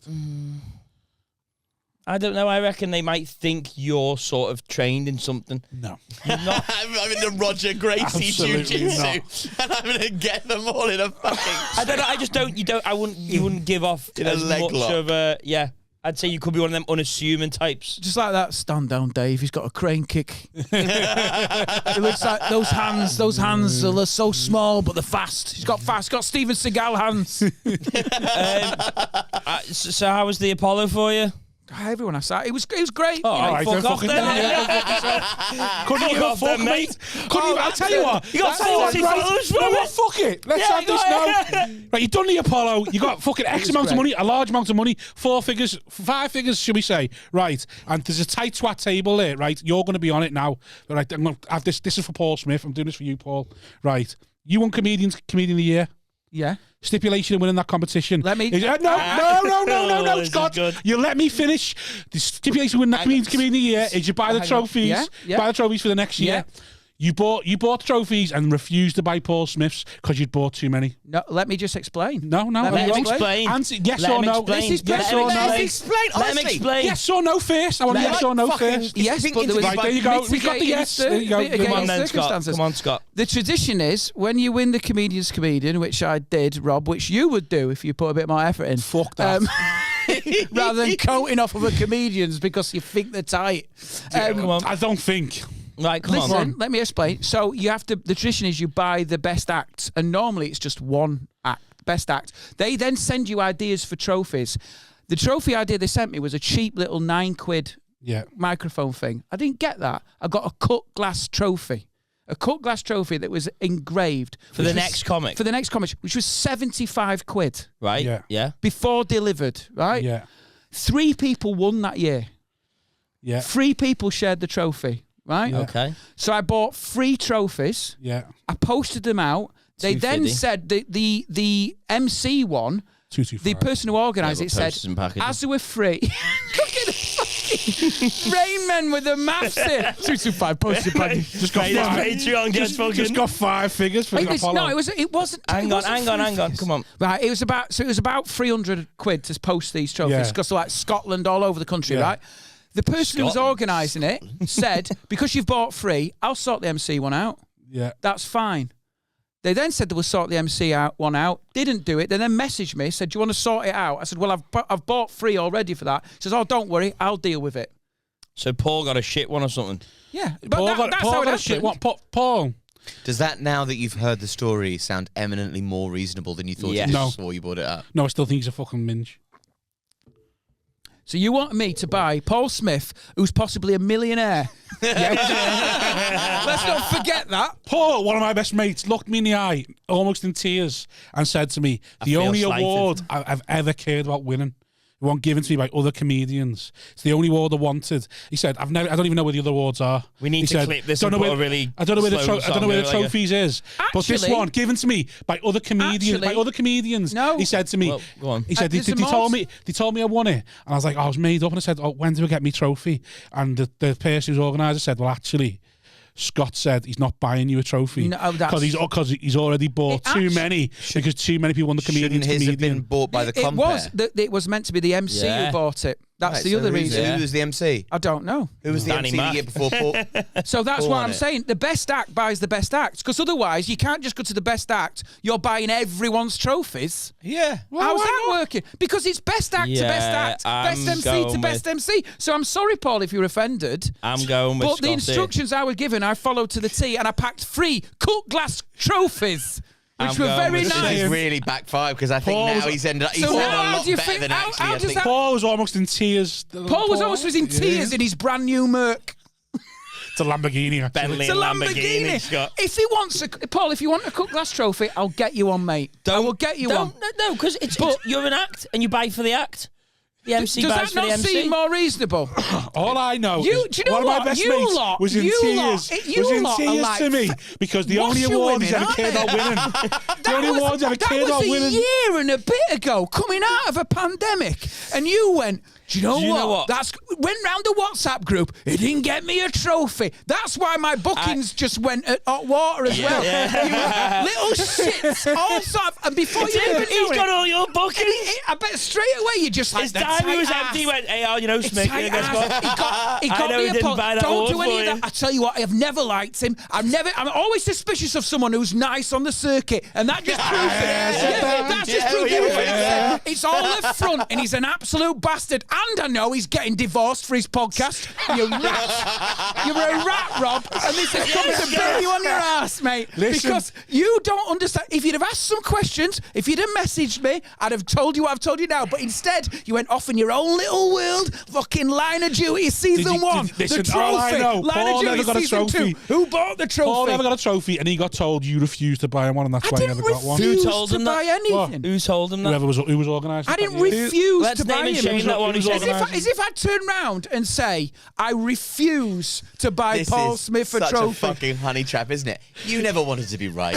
You wanted to have some good content, didn't you? And this is absolutely, this is so fucking lively. This is the problem. I'll refer you back to my start bit. Just put Scott Bennett underneath. What happens is, mate, content makes you deranged, and this is proving it, because you won't even listen to the evidence. He did this with Milo. He dressed Milo up like a cunt, and Milo comes out, starts slamming him again, and then he pulls Milo's mic away because he can't take it. Do you know what you were? Do you know what you were doing in the 1800s? Setting fire to witches. Oh yeah. Oh, that's what he was she's there. A Wasn't witch. he was there with the thing. What? You didn't buy a trophy for the best witch? Yeah. Right, After all the sorcery, she pour more fuel on it. Look, she sinks. I think that I was front row Gladiators, me. That's unfortunate for Scott. The fact that, right, one, he got stung with the 3 axe. That is unfortunate. Who were they? Joe Caulfield, Smith was one Ninia of them. Benjamin, Mark Nelson. Okay. Right. So and I went without even, like I said, I could have got the £9 little shit trophy. Yeah, man. And I'd went, no, I'm going to get a cut glass trophy because Raymond and Timkins, who bought mine, that was the other thing. Raymond and Timkins bought mine. They bought me a cut glass trophy. They bought a smaller one, but it was still really nice. Yeah, and they got Smaller, split the cost as well. Yeah, and they split the cost. But also, they didn't buy the MC one. All I know, listen, all I'm going off is what people said to me, that the reason he never got a trophy was because you refused to buy him one. That's all I know. As if I just refuse. Well, I don't know, Scott. So is he holding that against me now? Biggest comic in the UK. Yeah. Well, it's a public apology, Paul, if you are. But you've heard. I don't know if we can get to 1 hour 37 here now. What is it? 1 hour what? 1 hour 37 is the golden hour. What's the actual CD? That's 1 what we hour have to do. 37? That's what we have You want to to do do. 36 more minutes of this? Yes. Fuck. Now Scott's wound up. Now let's get back to the marriage stuff. What we'll do is we'll start the music and I'll do a 36-minute apology for a trophy for some shitty thing. It's not a shitty thing. It's a brilliant thing because I won it. But anyway, back to the Apollo. Yeah, it was great, but the guilt of not buying a trophy took the edge off it. Is that what you want to hear? I wasn't asked. As I came under that sign, all I could think of was I didn't buy that trophy. Yeah. The money I'm getting for this, and I couldn't be asked saying 75 quid for the trophy. I'll get him a trophy now. Should we all buy He's got one now. He's got one. He's got one, I think. Paul's a nice guy. Yeah. Is He it won't him want who's you been to feel unreasonable? like he is Is he bullied gaslighting you me? into getting Is him that an what's award. happening? He is bullying you into getting Paul an award that Paul doesn't want, and Paul I'll will just feel take bad. anyway. I'll take it with me anyway. Paul will feel terrible that if you got him that award now. I'm sure I and you might messaged him get a about it present as back. That well. might be better. I messaged him about it because there was some cross wires. Yeah, he got And he told said, you well, refused to don't- buy him one. But then he said in his message back to me, "Don't worry about it, mate." So what about it then? And I said, "But have you got something?" Why are you He went, worried "Yeah, about I've it?" got sent something." So where's this has been resolved, mate? This is you. Do you know who's going to get divorced? You, mate. And you're going to be in No, 'cause relay. You're I going to will- be in relay arguing over a packet of pasta or You know, but something. he's taking all of his personal No, issues out I on don't you. get divorced. 'cause She's this is what I do. fine. Yeah, I go home and I'm great again. I get it all out here. Do you know that was 14 minutes on a trophy? Was it? Was it? Pathetic. How was live at the Apollo? How was it? It was great. Oh, was it great? Who are you on with? Is it 2 shows a Yeah, night? it was though, 2 innit? shows. Loisio Gola, Helen Bauer was in my show, and then me. It was great. It was unexpected, and it was great. Was it Do you know what I unexpected, mean? yeah? Yeah, I didn't. Oh, come think on. No, Come on. no one told me. I got it within 8 days of recording. Did you? Yeah. What bit did you do? What bits Did did he I ask do? you for did they? Yeah. So wait, when Roe got it, I know when Roe got it, he got it for a certain bit. They want them to do a certain bit live. No, they just let me do what I wanted You to said do. whatever But you then wanted to do. we went down to London. So who got dropped then? Who got dropped? Well, surely they're not leaving it until 8 days to get Well, it out no, then. I think it was. I probably exaggerate that. It was Only about pandemic or it was something, a 2-week. Yeah, and it was coming off the back of the pandemic, so it was all a little bit. I don't know if they were thinking of doing it or not. Yeah, I know that they were a lot later. It was a this lot year later. than they were for a lot of people. because you went for it, didn't you? You know, everybody goes for it. I heard. Yeah. But yeah, I no, heard Scott only got it because he bumped someone. I bought someone a trophy. You bought someone a trophy. You had a lot of leftover trophy money. Yeah, it's I financed it myself because I didn't buy Paul's trophy. Do you know that 80 quid, mate, went a long way. Yeah. But yeah, and You look actually stressed now. oh, fine, mate. It's fine. It's not like anyone's watching. Ooh, he's used No, that what I line. mean, He's used you that know, line. that was a sarcastic thing. As there's how many obviously viewers people view the watching. Bennett now? Oh, don't you start! You're as bad as each other. Didn't know, You're 20 going on the psychological Sorry, no, one. 20,000 a week. So now I can't buy I'm not trophies about and I this can't life. speak. No, I'm not about this life. What we were saying then. Do you always have a brew when you do brew with the Bennetts? Yeah. Have a certain brew? Or is that like a Yorkshire topic tea, to mate. start? Oh yeah, It's a good. It's the only brew. I've never had a favourite tea bag. Yorkshire tea's mine. I don't know. It's beautiful, mate. It's got. with soy Alpro soy cuppa milk. I've never found a difference in the milk. I've had loads of different milks. It doesn't bother me. Yeah, well I do, and that one is the one that I go for. Right? I drink too much coffee, though. Yeah. I think I've started to try and ratchet it back. When I you can't go in get there into and coffee because I'm scared I'm going to go too heavy. really, well, then they say, "Can I have an extra shot?" And they go like, "There's 3 in there already," and I'm like, "Yeah, give me the other one." And then they look at me going like, they look at me going like, you will shit yourself though in about an hour. Yeah, And yeah. I do. That's what it's for. That's what yeah, it's give for. me it. I like it when I wake up in the morning and I've chewed through my own face and I can hear my own eyeballs vibrating. That's a good coffee for It me. fucking dries you out though. It's and the level to which I rely on it for shitting is For shitting? Yeah, I need a coffee. It's laxative. Yeah, well, yeah. Nature's laxative. Yeah, but so is it your bowels now shit because you drink so much coffee, or is it like what came first? Chicken or the egg? Well, I always did poos. Or I'd imagine so. before I drank coffee, I was Show off. still always shitting. Was you regular, or did coffee make you regular, or what? I think since I started drinking a morning coffee, I always have a morning shit. Wow. You've trained your bowels. Yeah, it's like 30 minutes afterwards. It's amazing. I love Have that. you tried not having the coffee and see if you still have the morning shit? I gave up coffee for 2 months, and I got such bad back pain that it was What, from almost Wow. undealable with. I couldn't sit down Wow. because it's not back; it's your kidneys. Kidney, innit? You can hear them screaming. Sorry, You can hear them screaming when So you... what are they yeah. screaming for? What they want? coffee. Wow. That's what we're talking about. Will water not help that? No, because there's no coffee in it.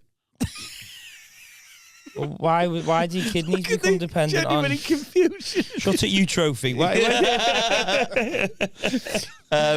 What? Because it's a diuretic, isn't it? Right, Coffee, so it speeds up your system. right, but surely just when you got, when you give it on the ale, I think and your kidneys it. I think you Drink know a how load if of you water are to an help flush alcoholic, everything out. Different pain. if you're an alcoholic and you stop boozing like cold turkey, you die because your body's used to processing a certain amount of a certain thing. Right, okay. So if you are an alcoholic and you stop drinking immediately cold turkey and you don't wean yourself off it, becomes reliable. Yeah. you die. Amy Winehouse, case in point. Really, how she died? Yeah. Getting I didn't know that, clean. was it? Yeah, she stopped. She didn't booze for a. While she was in the Bahamas, she didn't booze and then died. I don't know when or where she was, but Yeah, she was in on the- Oh, that she was is in the Bahamas, wasn't tragic, she, when she isn't it? died? That is Just got to tragic. get clean. Yeah. Hello, mother. Hello, father. Here I am in the Bahamas. It's The Simpsons, that, isn't it? Well, I think the song is from. Yeah, I know, but The Simpsons. The made reference it doesn't matter. real. It's just a joke. The Simpsons. Hello, mother. Hello, father. Here I am in Camp Granada. Marge. Lisa in Camp Granada. Go on, anyway. Kidneys. Fucking hell, you're thick sometimes. No, I think I'm glad. You are. fucking hammered now. You're thick sometimes. Yeah. Yeah, your kidneys are used to Yeah. processing the fucking caffeine. The caffeine fucks off out of your life because you will it to do, and then the kidneys go, where the fuck is all that caffeine we've been processing? Right. And then they start kind of screeching and turning. You on in your strike like the system. RMT. Yeah. Well, and then that bald bloke who looks like Mick Lynch gets involved. Yeah. I drink quite a lot of coffee, so when will I know if my kidneys are dependent on that? When though? you stop, Stop and drinking, if it mate. hurts, Try and come off it. it's How long amazing have you been doing it to get to the point where stopping drinking coffee every day is? A couple of days. Oh no, sorry. Yeah, like- you drink coffee for years since I'm 18. So right. Right. So what did you do then? So when the babies were born, Yeah. did you then hammer more? Did you get in the coffees when the babies were born? Absolutely. I'm so tired. Mate, I've tired. realised I don't think I've had proper sleep for ages, and I Yeah. think comedy is. Really, still now? Yeah, I mean, like I struggle. I mean, It's not good news for the bloodline of the Thomases. Yeah. I'm fucking shattered all the time. but you're up at, you do silly hours, don't you? no. Do you not? Maybe you need to go I get thought like a it was health Gig at screening. night and then wake Yeah. up with kids Yeah, in the morning. I gig. I don't work at night anymore. You can't catch it back. That's the problem when you've got kids, I don't think. Until they get to I do school. love a nap now, though. When they're in school, you can catch it back. But then up to that point, you've screwed, mate. You're on like... Every time one of my kids gets into school, Jesse wants to have a fucking another one. It's a nightmare. Surely that's you've done that for. Sorry? No. Yeah, probably, yeah. No, I had a bet when we Six. did the gig the other day. I said 7, I think. I'm not. I think I said 6, and the other one said 7. Have you ever took Pro Plus? Yeah, it was all right. I took it at uni once, and it's weird. It's too powerful, I think. Pro Plus is more powerful than coffee. Yeah. I've ordered something off the internet called. You give leave some it at that. you give some to someone we know, didn't you? And he did, said yeah. it was great. Yeah, it's good. Just like And having 6 hours sleep or something. You're just like great. What is go. it? I got. I ordered something off the internet called modafinil. Doesn't sound It's great. a narcolepsy drug. So if you've got narcolepsy, I've heard of that. and so basically students took it as what they call a nootropic to get Yeah. through writing, like if they want to pull an all-nighter and write that essay when they Yeah. haven't been bothered to do it, you can pull an all-nighter and be kind of mentally on point. When you're Yeah. taking that stuff. Yeah, and even if you are totally sleep deprived, and I started and I ordered some off the internet from like some shitty website. Yeah. Of course, if you're ordering pills off the internet, if they don't come in a marked packet, like then don't take them. When they come in the marked packet, Google what the marked packet looks like and make sure that it corresponds. Otherwise, you might die of fentanyl death. But These came in a condom. I had to retrieve them from a man's asshole myself. It's the weirdest Like out of a delivery. wizard's sleeve. Mate, have you got any coffee? It's amazing. It's like a shot. It's like a triple shot of espresso, but like that feeling that you get at the apex of your espresso Yeah. shot, but it lasts for about 12 hours. Wow. So you're just, if you are tired, you forget that you're tired, or any I tiredness don't that know you if had. I'd like that. I don't think... Well, I think doctors used to do it a lot, didn't they? I don't. Apparently. Apparently. Because it does keep you... But I always think it must be taking the edge off your decisions. It's surely got to be. You're paying for it somewhere. Something in that brain. Some receptors aren't firing totally there. You're paying for it somewhere. Whether there's going to be a crash at the end of it. Can you find, get a hard on with it? Yeah. Right. I was wondering maybe that's why you never fucked in Australia. You just didn't want to tell us that. I didn't have the. I need to pay for it. It's affecting my mind. I didn't have the modafinil in Australia. How long you been? How many times you had that then? Modafinil? Yeah. All the time. I take it all the time. Have you taken it then? Yeah, today. Yeah. Really? Yeah. So you're on it like every day now? I mean, I was up till fuck knows what time last night. I couldn't sleep. I don't sleep very well anyway. Yeah. I had to get up at 6 a.m. to get to Have a Word podcast. Yeah. Thanks for paying us travel. No, they said I could do theirs because you were. Oh yeah, sound yeah. Great. No worries. It's £202. Okay, sound. But I will accept 2 trophies. We need to get back to talking about my Apollo. Right, so yeah, modafinil. It's really like it's been. I mean, I know. you're gonna have to pay for it somewhere. Yeah, that's what I don't like the idea of. You don't know yet. Somewhere. Do you know that a lot of us? There's a few comics, and I take sage tablets. Do you know this? No. Like sage is in the parsley, like it's herb. like a tablet. I've got some in my bag. That 2,500 milligrams. Right. And it's sage, and I sometimes take a ginseng with it as well. And that does. It was Danny Mack who got us onto it. Right. So I know that Milo does them, takes them, and Mark Nelson. And I don't know if it's a placebo, but I sort of read it gives you like a natural alertness without feeling like a caffeine alert. You know, Milo's on a load of stuff. I don't know what it is I've taken. But you're taking sage. But then and they're going, yeah, it works great, Scott. And the rest of them are on all sorts of shit. Well, I've heard it's quite... Then Gemma said to me, you do know that women who are going through the menopause take sage. Yeah. I was like, oh. But you're taking it off a key. Yeah. I'm doing I'm having a little line of sage. There's nothing wrong with Leave the onion, love. I'm not addicted. I can leave the onion. But it is. I always think that's weird because how your body chemically, you don't know because it could be the fact. How old are you now? 35. 35. Go on, then I'll have one more. Let's get Scott one. I'll have another now. I'll have a Moretti. Mixing things up. Because I think as you get older. I can't. What is it? Philosophical. No, how your body. Fucking hell, I am tired. Physiologically. That's it. Physiologically, I think you change, and I think your sleep pattern changes, and your way. I think you need less sleep as you get older, don't you? But I also remember being able to sleep through the night without pissing. Yeah, I remember that as a memory that I have. Yeah, I can't do that anymore. Somewhere in the past. And like, sometimes I think I do that. Sometimes I think I will. Yeah, I'll go for a piss. Bit of peace. Just to try and hide from the fact that I've woke up in some sort of trauma. I've woke up in a bad dream. Or maybe treat yourself to more hours. I'll go for a piss now, and then I haven't woke up from a bad dream. I've just gone for a piss. But also waking up intermittently is going, oh, look, 4:30. Yeah. Wake up again, 5:30. Oh, my God, I've got so much more hours sleep. Treating yourself. I think it is weird. The best bit about your day. Yeah, when you wake up at 4:30 and think, I'll have to be up for another hour and a half. I find it hard to sleep after gigs sometimes. I'm terrible for that. And I think that's probably the worst, the adrenaline and that. And then it's just that's the danger zone, isn't it, though? They've said for comics, like I watched a documentary about most comedians, like Tommy Cooper, that's the reason he ended up drinking, because you're coming off that. Oh, yeah, I smashed the whiskey. No way back. Oh, yeah. To that. So, like, I worry about it because I get home and, like, say I've closed hot water, so I'm like home in 10 minutes. Yeah. And it's just like, well, you sat in your house. Adrenaline, and I nail whiskey, and then I wake up the next day feeling terrible. I'm thinking, yeah, I've got to stop doing that. I just spoke to Andrew Bird about this because it's so funny. He don't drink, does he, though? Well, this was because we had a chat about this because we used to get in and it was the same thing. I get in and the house is quiet. It's like 2:30 in the morning, and I'm like, Daddy's weekend. Daddy's weekend starts. Daddy's got the telly. Station on. The remote on. Mate, 1993. Drinking him up off the burner. You're enjoying it so much. You're watching the hours go, thinking, I should have been in bed 2 hours ago. Gemma doesn't really drink, so I'd do a bottle of wine, sitting there just watching BBC Four. This Just is one. Fleetwood Mac. Watch this bit. Yeah. There's Pringle crumbs, and then I wake up in the morning thinking I've drank a bottle and a half of wine.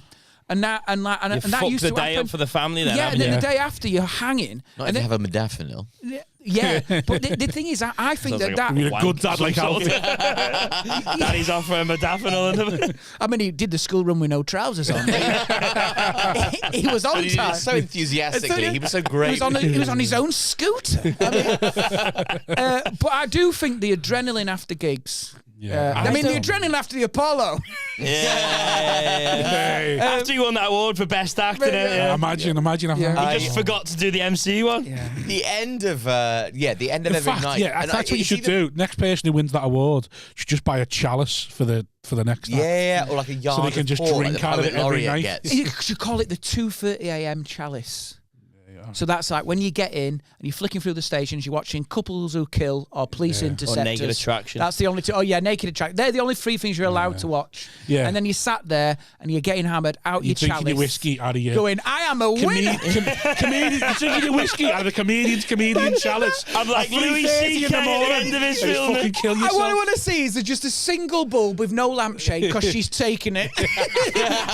She's like, you've just got a swinging bulb, you've got plastic. You But know you've when got it's- 4 new followers. You know when you're around someone's house and they've None of got them are like fit, for fuck's sake. there's always a hole in the door. Yeah. And you always look at that and go, there's a story there. Yeah. You know what? You're with someone's house and there's just bare carpets with stains and you drink it out of your chalice. It's 2:30. Couples will kill and you think, I'm a winner. Tragic, innit? I'm a winner. Yeah. What were you going to say? I think YouTube occupies a similar space in my brain to the whiskey in terms of the time, just like, I mean, anybody in their bed, like glaring into a machine that has all the information in the Do you go to world on bed? it. Like, sorry? Do you go to bed? Do I go to bed? Yeah, like, do you get in and go straight to bed?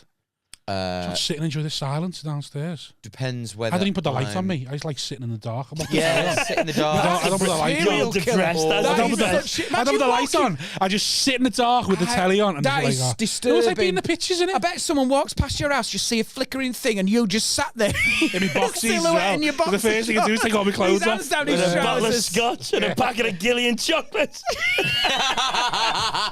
I should have been on the Apollo. Beauty and the I'd Beast. have bought a fucking trophy and all that. So you take your phone to bed. Take my phone and That's my lethal. iPad to bed. Lethal. And Yeah, the lethal, iPad, yeah. same. Like, Yeah, and but Because I want to watch Better Call Saul in bed. So I watch Yeah. it in bed and then I go, okay, well, Are that's... you drinking in bed? No. I Yeah, but used then you to watch do the a next lot of that. episode, though. But also, I don't sleep in the same bed as Jessie. Right, okay, yeah. Oh, she sleeps with the kids, doesn't she? She sleeps... Perfect. no, I'm going to say that's another thing. Well, I think that's becoming completely Yeah, normalised. normalised. Yeah. I think I fucked up 100%. much not sleeping more. in the same bed. Partners. This is this way because it makes sex Off your something pop. that you have to think about. You go, yeah, fuck you now. Yeah, see you later. And there's a moment because you are literally coming Oh, fuck together, you, see you coming later. together in a different bed. Yeah. Do you know that? Do you watch Not The literally, Crown? obviously. Do you watch The Crown? I've watched the first. I've seen The I Crown, stopped yeah. watching after the Queen. You know, Right. What? Trump after changed into a changed different the queen. first time. Oh, Yeah. yeah. But when they had separate bedrooms. Yeah. So her and Philip had separate Queen and bedrooms. Philip. Yes, and then they would come together in one bed and then it would disappear again. And I think a lot of couples looked at that and thought, oh, shit, looks all right. So I think the most important thing you can get now, You get that little bachelor spare life room, with it. mate. Get a spare. We ain't got a spare room. I had Not a spare room. I had Your a spare room. Then he Your come bed- along. Your room. Posters up. Not a spare, because Camping- that's a bed- that's a imagine- negative. It's my room. That's your room. Imagine- and that's No. the fuck room. Imagine walking in and With the cot in. you've got a Toy Story bed. Well, no, This is just as how I like it, this. Do you want to have sex in here? No, because I feel like a nonce. Yeah, But what- that no. is, there's sometimes like you get to a point and you go, are we about to fuck on the... Oh, no, that's just that. And then you've got to realise where you are and how Oh. weird that is. You go, no, we're Yeah. not fucking near the... You I don't just want to get cum on came the on children's fucking accoutrement. Yeah. Malcolm the monkey's got jizz on him now. Oh, Larry Lamb's all covered in spuff. Oh, that's just yeah. There's no. Did you? I have to even put the photos face down. I did my first wank and then forgot to put them back up, and my mum knew I'd had a wank Oh, mate. How did she know that was that? because it was when the family had a computer. It was the family computer, So like, just a family computer. Yeah. So I'd put all the photos down, had a wank, and then I'd forgot to do it. And then when she come in the next morning, was like, why are all the photos down round the family computer? She's like Kathy Bates in Misery. Why is that photo facing south? See, I didn't really have that adrenaline thing after a gig. I'll just drink, so I'll Get drink. the hobbling post out. Like, I'll drink because I'll drink. Like, you drink on stage, though. He drinks anyway. on the way home. I don't. I drink on the 53, know, I've heard your story about that. A documentary on. Yeah. Well, looking for clips on the podcast, innit? It's my office. It's my office, that little cabin. So, have you always slept in separate beds? Sorry? You always slept in separate beds? No, we didn't always, but it is like, it doesn't make any difference to kind of the romantic element. Also, she snores like a fucking kind of beast. Right. So it just better, I sleep better. And it is, when we were thinking, because obviously I still want to move up north because it's better. Yeah. But come do this more, innit? well, exactly. That's the main reason. Try and I win don't that know fucking what is it. trophy like all the other fucking ones. Joe Caulfield seems to be the only Southern act. It's fucking horrible. So if we can't move up north, then the easiest it would be. I looked into it. Rather than get like a 5-bedroom house near where we live, or 4-bedroom, whatever we need to house, however many children we have. Like a fucking mansion by us. Yeah, huge fucking thing. It would be much easier to get like a. It would be cheaper, genuinely cheaper, to rent 2 flats, one that was a 2-bed and one that was a 1-bed. Yeah. And have me in one and them in the other, but like still live as a family. It's just and have them so locally that I could just take a short walk home to my bedroom. Like, Daddy's in his bed. Daddy's gone back to his room. Split up. Yeah. It's basically just split without splitting up. You speak about it like this isn't your dream. Like I love it so much because I love the way that you get to away try with it out, and I look at it and go like, well, Alfie's doing it. Yeah. The key to this, like to any relationship that loves you, just like go, let's just get as far apart as we possibly can. Let's try and like do what do you get from being broken up? Well, let's do all of that without breaking up, and then we'll never break up. Yeah. Great. I think we've both got the same end goal, but we're working out how to get there.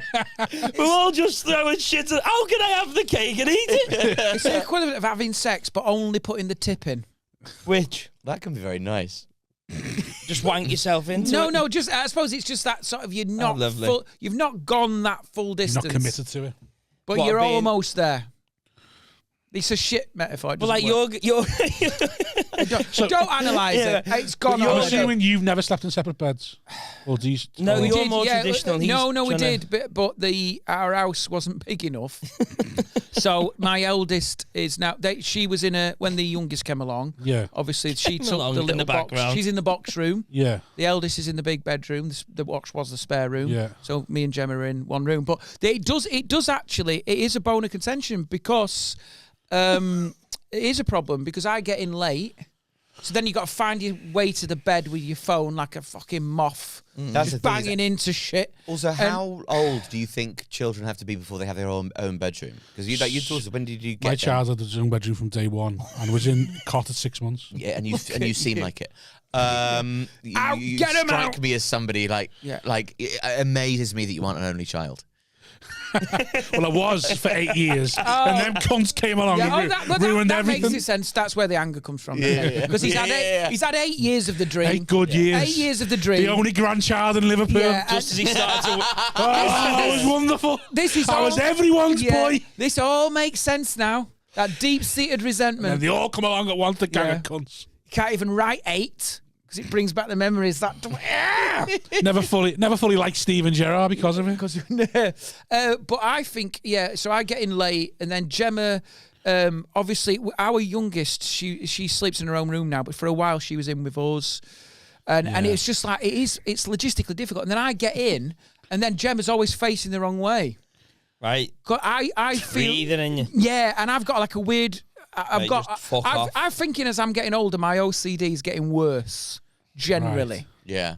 I think I don't know where. Angrier. No, I'm not. I'm fixated. I'll tell you a story. I did a gig the other day. I did Tramlines Festival. I had the most stressful run up to a gig because of my OCD. But anyway, so Gemma's facing the wrong way. So I like to have that same thing. Whereas I face her back, she breathes that way, and then I'm not because she'll be that way. Don't breathe on me. And then the breathe, the hot breath, continual hot breath, awful. Like that air curtain. It's more just the breeze in it. But then I can't go that way because our blackout blinds. There's a tiny chink of light down the outside that then wakes me up at 4 a.m. So I have to be. That. Well, you can't. Blackout blinds, mate. They can't. They don't. No matter how you fix them, you're still seen round the. No curtains. Maybe invest in a little curtain. We've got Roman blinds. You can get them silver blackout blinds for babies. Yeah, maybe. But anyway. I prefer to just push her over. I do that. I roll her that way. Bless her. I mean, this is a thing. How do you roll her? I'm such a twat because I go knee. I go knee and fling the knee up. I don't. Get that fucking off my side. What's tragic is because she's so brilliant that she knows that I come in late. It is what is actually wonderful. She knows that I need sleep because she work out obviously when you've been together a while. If you don't sleep and you're driving for 2 hours, you could literally die. How long have you two been together? A fucking God. Hey fucking God, there you go. That's how long. We met at uni in 1997. Oh fuck me. But that's like so. Jesse, like if I come home and I need to, or like if I'm in a bed with her, like we've just spent a week in Liverpool together, and I will just if she's snoring, I'll just go, hey, you fucking snore, like shut the fuck up. But genuinely, as soon as I go. Like, because she has kind of quite bad sleep apnea, so as soon as she sort of knows, even in her sleep, when somebody's addressing her, Jessie, and like swallows her own tongue, and then have to kind of do what like that Arsenal physio did for John Terry, pick it back out her throat, and say, "Oh, you're snoring, so could you?" Is there always a little hesitation there sometimes? Well. Kids are too young for No. I always think I want to say, but I do always feel about when the Arsenal Arsenal physio saved John Terry. Yeah. Like, in his job as a physio... He shouldn't have done it. He should have known that John Terry was an injury that the world has and let him die. Surely. Anyway. Well, it was a real winner. He'd let him die because he'd be weak in the team. But was he an Arsenal physio? Yeah. Yeah, so that's what you said. Sorry. Anyway. And I think in the future, people, when they can, will at least sleep in like twin... I remember looking at my grandparents in twin beds. Well, imagine in the middle of the night, you just push each other apart. Like the Van Houtens like from the Simpsons. It's like someone trying to get... Why don't we push the beds together tonight, Llewellyn? It's like someone trying to bring in a pedalo. Didn't the West put a stop to that, though? Sorry? Didn't the West put a stop to that? The West? The West. Yeah, Fred and Rose West slept in single beds next to each other. And I think that was one of the things. I don't remember that on the Silent Night. I thought you were saying like... He said Fred West got caught eating a whole onion, by the way, and no one could confirm that. When Fred West was arrested by the police, he was eating an onion like an apple. Right. That's well, I can't Google it and find out. The story, he said that he fell off a ladder and sustained a brain injury. Do you know this story? Did look when he was younger, and they reckoned it hit on his something cortial, which affects your judgment and compassion. Killing kids. Right. And that made him a psychopath. That's alleged. What was Rose's excuse? She's just went along with it, innit? She's a woman. That's weird, innit? Because then that person seeks out that in the other person, which is... She also fell off a ladder. Yeah. What a coincidence. Do you know what's really weird is, have you ever done I did a gig in Gloucester. This is quite dark, but did a gig in Gloucester at the rugby club. And I put into the postcode, the rugby club, and then I looked on the sat-nav and I could see around it. And I just thought, I'm going to just Google Cromwell Street. And I Googled it, and it was like 1 minute drive. And so I drove down there. Yeah. Just to see it. And obviously there's a gap where the house was. And there's now like a memorial garden and a walkthrough thing. Is it? What I didn't realise is you get to the end, and it's a dead end. Oh. So not only do I look like the ghoulish... Yeah. You got to do it twice. Deaf tourist. He's visiting. No, you have to reverse back. Yeah. Well, Auschwitz wasn't affordable, so we thought we'd go to... But then the really weird thing is I want to knock on the houses either side and go, come on then. Yeah. What was it like? And the really strange... Are you assuming the same people lived there? Well, I don't know, but they know where they live. Yeah, come on. Yeah. Imagine I wonder what the house prices are. What's that house cost now? Yeah, I wonder. It'd be so funny to see how every house moves up just a little bit more in price. Further away. No, do you know what the really weird thing was? Like $2 grand, $4 grand, $6 grand. I saw Barry Dodds. Right? No, yeah. Just there digging. No. I saw Barry Dodds at a gig. He said, "Did you do Gloucester Rugby Club the other week?" And I went, "Yeah." And without missing a beat, he went, "You drove down Cromwell Street, didn't you?" And I went, "Yeah." He went, "Yeah," because I did. So Doddsy did the same thing because he's too close. See, I wouldn't have known. I wouldn't have known Cromwell Street was in Gloucester, so that's why I wouldn't have done it. I didn't even know it was called Now Cromwell I know. Street. If I ever get offered that gig, I didn't even know that they had that. That is creepy as fuck that they have a gap. It's a gap. With a site. What else you gonna have? No one's going to move in, mate. But you're gonna be it's a surprised. It's a grave. I'd go here. The grass is a grave. It's a The whole place is a grave. It's a memorial. dead How many bodies there. people do you reckon like drive down there every day? Oh, So how many are there then? yeah, It's like pretend you're living on delivering It's pizza. like living Imagine on living- Portobello Road, but instead of like, oh yes, that's you can get your own personal. Maybe that's why they made it woven dead leather end. handbags there. Like, oh yeah, that's where all those people were murdered by those small weirdos. Maybe that's why they made it dead end. So that when you're driving through, they go like, "You're gonna have to make How's this a people dead stop end." driving? so like, you've Everyone got going to- down in hooky Domino's outfits, just pretending. Yeah. You've not got pizza in that box, have you? Yeah.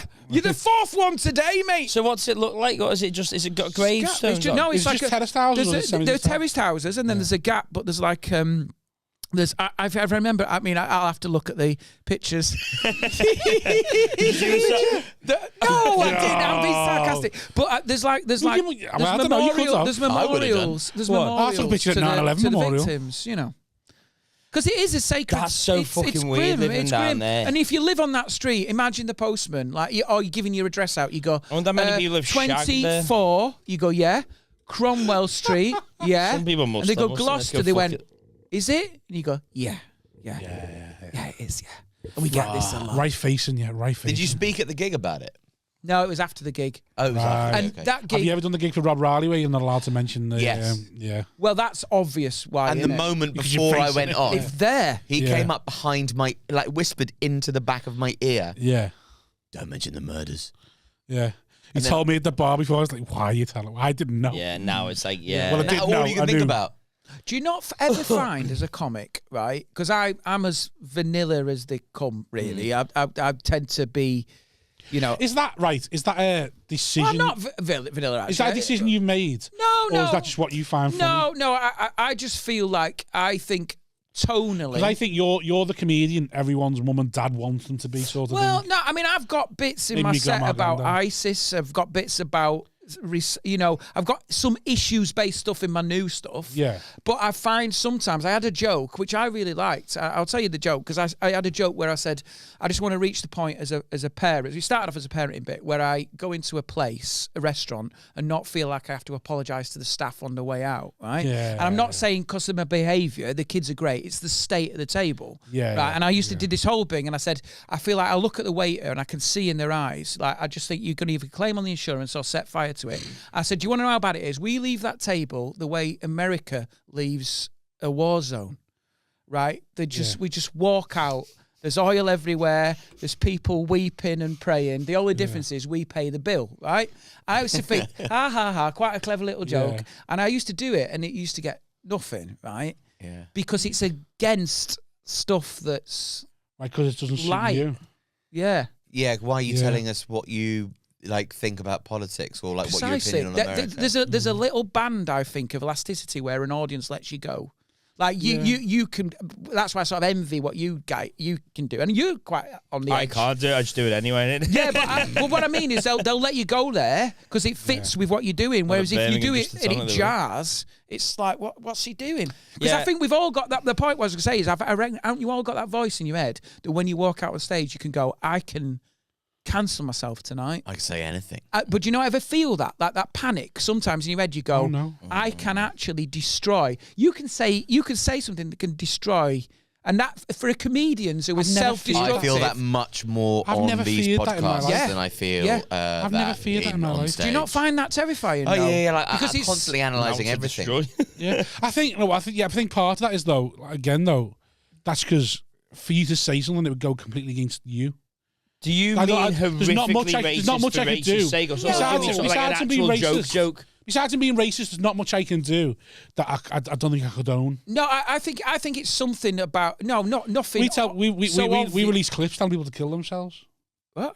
Like that's surely something you get cancelled about. Like But I think like cancellation doesn't happen in real time. Cancellation happens when you blow up, and in a few years somebody looks back at whatever you said and went, "Hey, let's ruin your life because of that thing that we found that we now hate." Yeah. This is what happened to my mate the other day. He released a sketch that he'd written for Spitting Image. Yeah. And everybody went, "That's racist," and and then he shut it off. And then they found another sketch that he wrote for Spitting Image like 3 years previously, and So that was racist as well. Well, a Little Britain getting a bit of that now. They got it, they ignored it, and then it went away. Yeah. Come Fly With Me was Also, arguably totally So racist. Love Thy Totally Neighbours. fair. That woman in the coffee shop, the black woman in the coffee shop, it didn't want to work. That was so racist. Oh my god! I mean, like, all of Little Britain was like hatred of Ping like pong. women, or like all just awful shit by people with like bad brains. It was so shit. But I think, do you think there's a level of classism to it as well? Because I think, like, so you've got Little Britain. They ignored though. No, but Little Britain, they've ignored it. It's gone away. I went and saw the Book of Mormon. Last week. That is literally just lazy. Like, people ask me what I thought. I'll say, that good as a musical theatre play. Enjoyed it. It's the laziest humour you've ever seen. I've got something I want to ask you, because I think that you've hit on something now. I've often wanted to get comics' opinions on this. Have you listened to Derek and Clive? You must have listened to Derek and Clive. So Peter Cook and Dudley Moore. Worst job I ever had was retrieving lobsters out of Jane Mansfield's arsehole. Sounds Brilliant. funny. So basically, it's a podcast before podcasts were a thing. Would you agree, Alfie? Yeah. So Peter Cook, Dudley Moore, relationships on the edge. There's moments that come through where you go, God, that's so... They hate each other. So it's like your podcast. Yeah, I was going to say, this all rings true, They went into a studio, they got shit-faced, and they recorded. So it's a podcast. Yeah. The thing is, no one will put it out, but Virgin put it out. The point I was going to make is, you listen to that back now, it's horrendous, some of the stuff in there. There's moments in there that are racist, that are sexist, that are homophobic. Even at the time when it came out, I do often think, if it hadn't been Peter Cook... because he's in that sort of, he was the darling of comedy, quite rightly, because of everything he'd achieved. Is it because of is it a class thing that is acceptable? Do you see what I'm saying? Oh, 100%, I think it is. Do you not think that if that had come from a different perspective, or a different... I don't think Dudley Moore was posh, and like I think you know what I mean? He was working class. So I mean, I know what you mean, but I think people who... First of all, I think when you have a podcast like this, or many of the podcasts that exist, there are many podcasts like it, but this one is mine. Yeah. That in terms of the quality of what, or the best thing about what these things are, I think, as we addressed earlier, is it's the like your self-excavation. It's like we're talking honestly and freely, and then people can listen to that, and that's entertaining because we're being honest and we're engaging to them as people, because we are having a lucid conversation that passes time and entertains and engages, because we're willing to kind of delve like that. But if we are willing to delve like that, or if you are willing to kind of go and get to kind of raw places where you expose yourself, then you're also, there's no way of being willing to do that and not being willing to be as you would be in front of your friends. And how we are in front of our friends is not how we would be on stage. So we would go further or get closer to the line and maybe cross it. But you have to forgive those times in which the line is crossed because of what you get from it. Because to be like natural and authentic on a podcast is not an easy thing to do. So you can't be censoring yourself. And people just need... there's so much... performance to everyday life now, with how people perform like their ethics to each other and go, I believe this and I believe that, and Twitter has caused like your moral stance to be something that is necessarily like you wear like kind of a cool blazer or something. It's bollocks. So that's why people crave real people. But in order to have the real people, you have to... Like, we all have to be willing to, like, learn new kind of things and be able to think critically and go, we were wrong about that, we were right about that. Yeah. But, like, after a while, you just have to go, like, look, it's not always going to be the right thing for everybody, and people have to fucking eat it. And usually on podcasts, to be fair, people do. Like, the stuff that gets said on these podcasts, like, nobody ever kicks up a fuss. Because nobody wants to watch an hour of shit by somebody that they think is going to be offensive. Yeah. Like you can. No say, one is going to find you cancelable is going to sift through that long. You can say anything. Like this is such a, and it can go on YouTube, and it will, and people can watch to now, but nobody's ever going to find it because YouTube is fucking enormous. So in order to find, I tell you what is quite depressing is when you do put your stuff out on YouTube and you see the views, and you go. Right, I looked and someone unboxing a My Little Pony toy in America. That's massive. Hit 56 million. Yeah, but you can't. Look And you go, like yeah, but I mean, come on. These dolls, these people that film themselves playing with dolls, huge, 400 million views. Yeah, you can't look at things like that and then. It's interesting. Like it's difficult as well. I've tried filming it as well. It's not as easy as it looks. There's only one of you. That's right. There's only one of you, mate. Where's the camera? It's Elsie and Arnie. Oh, mate, it's huge. Yeah, all these things have their different like reaches though, which is why I feel really sorry for like a lot of young comics who are coming up now, because comics think in the algorithm. Comics think in minute-long bits that will clip well. Right. Like, not all comics, obviously, but so much of the modern trend of the new, I'm just working on a bit that nobody thinks about their Edinburgh show or their 20-minute set. Now they think about their clip that they can release. Yeah. Oh, I've got a new I've got a Prince Andrew bit. Coming down to do some new material. Why? Because that's just happened, so I think that'll be a good clip. Yeah, Prince Philip bit I'm going to do. Yeah. Like, you know, it needs to go out this week. Yeah. Sort of your heart sinks a bit when you turn up at a gig and the MC's setting up a camera and you're thinking he's going to do about 45 minutes. Wait, are you going to bring? He's not coming after. He's got a clip. As soon as he's on. No, imagine that. Just before I bring on your next act, I've got to get this bit. Yeah, viral. I need a clip. Come on, love. Got to get a bit. I think like, and also like that thing that I feel reluctant to set up my camera because I know how I feel. Everyone's doing it. Everybody's doing it. So and you have. I just wouldn't want to get my phone robbed. Like, where the fuck's on that one? That phone goes, I'm finished. Imagine him that's where it's on your iCloud. You're just taking it. And it's recording, so it's unlocked as well, so everybody gets to see it. Well, no, you can have it. You can have it the other way. Can't have you noticed that? You can have it record video without being open. Oh, I didn't know that. Have you noticed that it's led to a trend of comics going into the audience a lot more now? Yeah. So where it used to be the MC would talk to the audience and everyone else would do the sets or whatever, it's now four comics going into the audience just to think, I don't want to kill any material, but I need something to put out. You know what? So different comics, it's like, fucking leave them alone. Paul Bear to blame for this. Do you know what's interesting though? I still think we're going to come back to the purity of people who are good at stand-up. Because what's happening now is agencies are signing people who are big on TikTok. Agencies are signing people who are good online. You can't put that on stage. Well, that's the thing. It doesn't work. You can't go. You can go that way, but you can't go back the other way because it just exposes it. I think there's that element. So you like how many? My mate's a music manager, and I said how many of the most recent people who have been signed have huge TikTok followings, and he went, 100%. Nobody's getting signed without a huge TikTok following. Yeah. But there's the other thing which often gets mentioned on comedy, which on right-wing news sources that I often refute, and I'm yet to see a good right-wing comic. They're all shit. But same as left-wing comics. Everybody who's a wing comic is just shit. Anyone whose identity is politics is based in politics is just shit. I think Leo's quite good. I rate but Leo. he's not. If you see him on stage, he's nothing to do with politics. Yeah. It's puns, which are really good. I think Leo's great. Yeah, me too. Wonderful stuff. Fuck him. He won't go bald. Fuck the cunt. Yeah, he's very tall and handsome, Brown isn't he? just was that fake? What?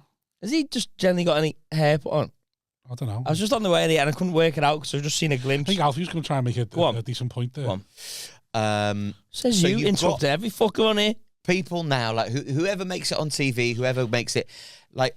And what I was saying to my friend, it would be undeniable. There's a whole trope about like straight white men. Like, what are all of us? The straight white men is a boring thing.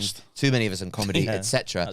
But then there has been there were two stand-up comedy was too populated by straight white men for too long, and now there has been an overcompensation. Yes. And it would be undeniable to say that it hasn't been an overcompensation, but you'd much rather that there'd be an overcompensation than no compensation at all, that it just carried on the way. It's right that there was, and it can't work like that. But it will go back to the middle. And like straight white men failing upwards is gone.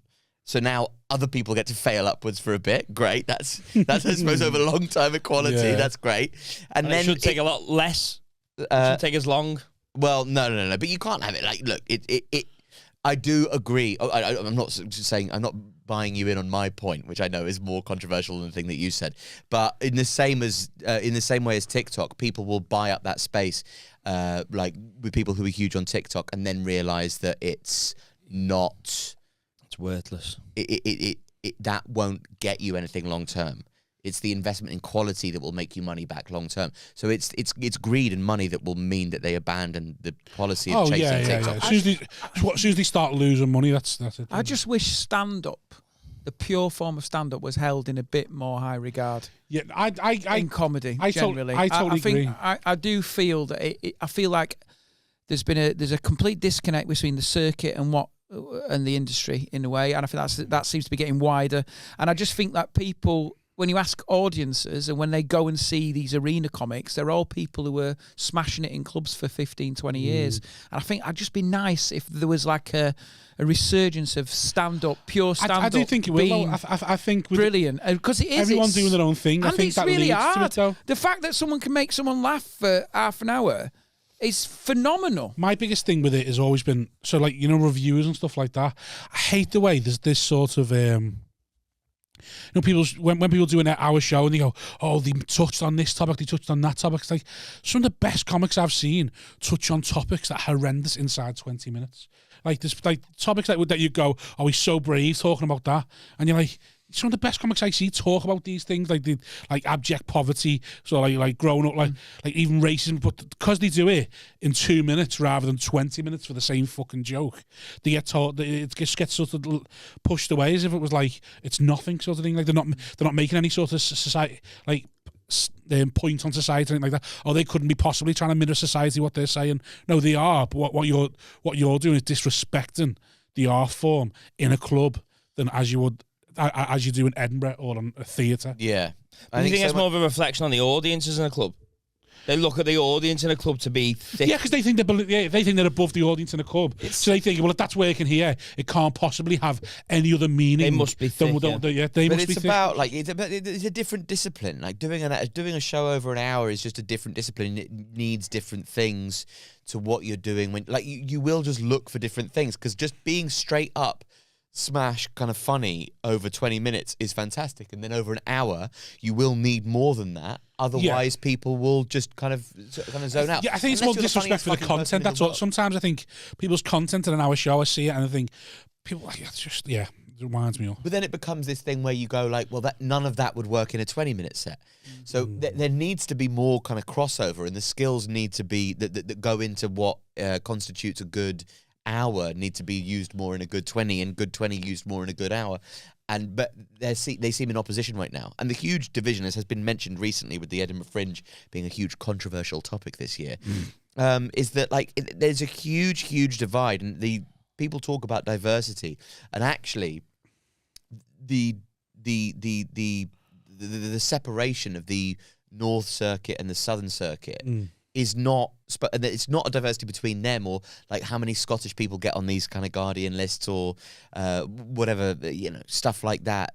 That means that people who aren't on a London circuit get forgotten, either because people in London are lazy. I think the problem of like some people get to pay for PR is overdone. I think if you're like a buzzy comedian in London with no PR and you go up to Edinburgh, everybody's going to want to talk to you.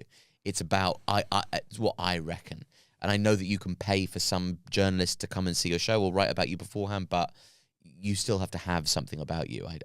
It's all about perception, and people don't respect what kind of club comedy is in London even now. So you get these clubs in London that are like people doing segments of shows, and it's not funny, and people aren't going. Yeah, and that's why it's dying. Sorry. That's why the clubs will be Yeah, but you look at the clubs that don't do that, like Top Secret, and it's not dying. It's absolutely thriving. It's heaving. It's one of the best clubs in the fucking country. Like world, definitely world. So, sorry. No, you straight. Is it? So sorry. Just in case Mark's watching. World. Do they book you? Well, when he bullies his way in on WhatsApp. Cunt owes me a gig and he knows it, Mark. So fucking swinging in with the emojis. Like a fucking wrecking ball. Yeah, I did. Then he got me a gig and I was halfway up north getting a double instead. So much resentment. I love it. It's quite nice, but it's packaged in a nice way. Yeah. Right. Before we go, made Scott. up now. Yeah, he's all right. What's the tightest thing? What's the tightest thing you ever done, Scott? The tightest thing. Because I was sure you were going to get onto our table. Oh dear. Do you know what? You've put me on the. What you do? It's quite car tight. parking. Well, it's all a bit embellished, that, you know. I know it is. I sort of. What happens is, and I think I am quite generous in this fact. When I'm not at home, so three people you might. When I'm away gigging, the balance of that is that my children rinse through our money by doing things on a weekend, which is fine. Yeah. Do you know what I mean? That's the compensation for your daddy neglecting you. So you get to do your dream, they get to spend the money. At the end, no one's got any further on. No one's got anything. We've we're missed all Dad, and you've not got any further on with the money. And we're in debt to Wagamamas. That's what's happened. You've put me on the spot with the tight thing. I don't. We got a table, and I was sure you were going to get on it. Really? Yeah, who else is on it? Let's just talk. Why were you sure? Just about the trophy thing? Is that he's known for being tight. He jokes about being tight on stage. He's known for his dad being tight. I've sort of broke that chain, really. Have you? You've become your dad. Well, no, I mean, my dad is. Yeah, I mean, he's embellished because he is tight. I mean, but then that whole. I think it's old men just wanting to knock. Old men. I went for a meal yesterday and it was half an hour. I was parked up at 5:05. I could see the car and it was 6 o'clock was the thing. Yeah. 80p it would have cost me to get that hour. Yeah. On a 150 and then the last half an hour 80p. And I was like, no, I'm not doing it. I do that though because fuck them. I can see. Yeah, that's what I mean. I can see it. It's not tight. It's not because I'm tight. And then my daughter's there going like, oh, I can see one like a traffic warden, and I'm looking like a fucking. I think like she'll just go into school and be like, oh, Daddy's I was spotting traffic wardens at the middle. I think, and I was just like. It's just because I can see the car. Yeah. I'm not putting ACP in because fuck them. My old man, he went for a romantic weekend with my mum, and they went to this place and he didn't know it was a 3-course meal. So he had his like starter and his main course. Then they went back through to the bar and they were sat there having drinks, and the guy next to him was talking about the chocolate fondant, and my dad was like listened in, and he went, fondant? What? The guy went, yeah, it was 3 courses, isn't it? The fondant was the best bit. And he went, I didn't have a fondant. He went, well, do you think it was 2 courses? He walked back through without my mum, sat in the restaurant on his own, in the bay window, smashed through a fondant, put his spoon down, walked back out. Because he didn't want to be in. And what a dreadful human being. He is dreadful. Fabulous. But what happens is I do get that sort of feeling that I am being done. That I always get that feeling like I'm being taken advantage of. That's Ellis's one. I always get the feeling that I'm constantly someone's going to, you know, like I remember once when I was a best man of a stag do, and I had to pay for it up front and then get the money off people. Yeah. And that was the worst month of my life. No, that's awful. That is awful. I never get it. I did that with Paul Smith and I just made him pay it. I never got that with humans though. I only get that with companies. Yeah. Like if I feel like a company is taking the piss out of me, I have to. Like if a train is delayed over a certain amount of time, I will go and sit in first class and then go, "You were late." Yeah. And they went, well, you need to pay for first class. Well, you didn't do your job. I'm not going to do. No, we've both broken the rules here. Fuck off. I do that, but then I'm massive, so I just sit. When there's a self-service checkout, I'm just methodically not scan one thing to the value of about £2 or £3. That could be a mistake. I'm up to 10 now. Huh? I'm up to 10 now. Oh yeah, you did 10. Is it a slippery slope? Yeah. I am now heavy on shoplifting. It is weird how we got these little things. I have to call Longley and say, how far am I getting here? Because I've got a problem, I think. The value of it's not about the stuff anymore. It's not. Yeah, it's not. It becomes one. Oh no, I just do it to the value of like you've chosen not to pay somebody who would have done this. So I'm going to take away from my shopping what I think the value of that worker was worth. Oh no, I steal. Oh no, fucking stupid, aren't we? But it's just. Do you know? I did get a bit annoyed at the weekend that cash is. No one would take cash. Anywhere. Yeah. I was walking around Leeds and I was trying to pay for stuff in cash. They were like card only, and I wanted to stand there and go, no, I am not ready to accept this. I haven't got one. I'm not. I want to be off the grid. I don't want the man like watching me. Scott. Do you know what I mean? I want to be bare-chested, spearing wildebeest. Do you know what I mean? I'm not playing your game. And then they went, it's card only, or you don't have your strong coffee. I went, but was pissed off about it. Just take your coffee and start drinking. Oh, I've only got coffee. What does it come from? Where does it come from? What? These things. What are you on cashless about? society? No, like you know, you just want to get one over. Yeah, it's because you feel at some point in your life you've been screwed over. Yeah, is it that way? Because you feel like you've been fucked over. Like why am I wanting the ATP park and why are you wanting to take these? I know you go because of the corporations and all. It's not really that though, is it? No, it is. Yeah. Everyone likes to get a win though, don't they? Is it gambling? It's like gambling, isn't it? No, I just think fuck them. Yeah, I just think like. Well, you're gambling on getting away with it, aren't you? Reality and like your fucking life. It can't be. No real people can't have a consequences hold over your life like that. People can't have control over you. Like somebody goes to me one day, hey, the shopping, you fucking do it. Like you scan it all through. But I was just but my life just got harder now. I didn't want to do what, but yeah, you have to. So fuck off. And now, what? So I'm stuck with this situation because you wanted to make more money. Well, fuck you. Yeah. And it's about people having control over you because they want to make profit at your expense, and therefore going, fuck off. Well, you could wait in the checkout lane, couldn't you? Yeah, but I wouldn't have to if there were more cashiers like there used to be. It's like shitter by having to wait. I tell you, I've just thought of something. I'm not tight. I tell you what I have thought about though.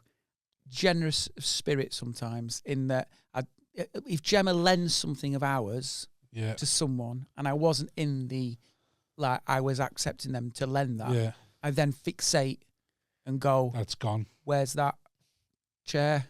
She's like, oh no, they've borrowed it. They've borrowed it for a barbecue. So I am tight. I'm tight in spirit. Because then she'll say, they've borrowed it for a barbecue. And I was like, yeah, but you see now what's happened is now we're on their schedule, aren't we? This is what I hate about lending stuff. Because you lend stuff and she'll lend it in front of me and I have to go, and do this whole act of amiable. And then the chair's gone. Instantly in that moment, on the night, we're having a barbecue and the chair's gone and it's ruined the barbecue. Because all I can think is, I'm going to have to get that chair back now. Them bastards when am I sitting on that chair. They're sat on that chair. So it's ruined the evening. Yeah. So now all I'm thinking is, that chair's now my problem. I've now got a problem of retrieving a chair. So then you can't be like... I don't like lending things. No. Got an iPhone charger. But then you're like 24 hours after... The chair's not back. I'm like, if I send a text, I'm now the weirdo who tracks my own furniture. And then I'm like, it's just a chair. What kind of chair? A camping chair or like a dining table chair?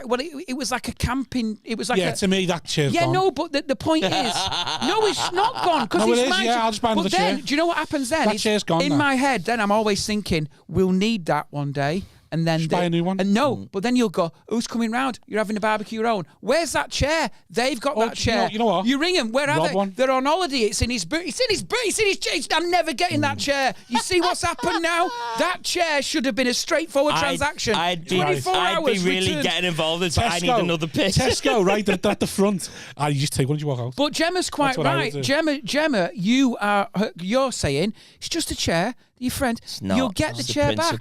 And I can't do that because I just go, the chair. And all I'm doing, I'm twitching like that the next day.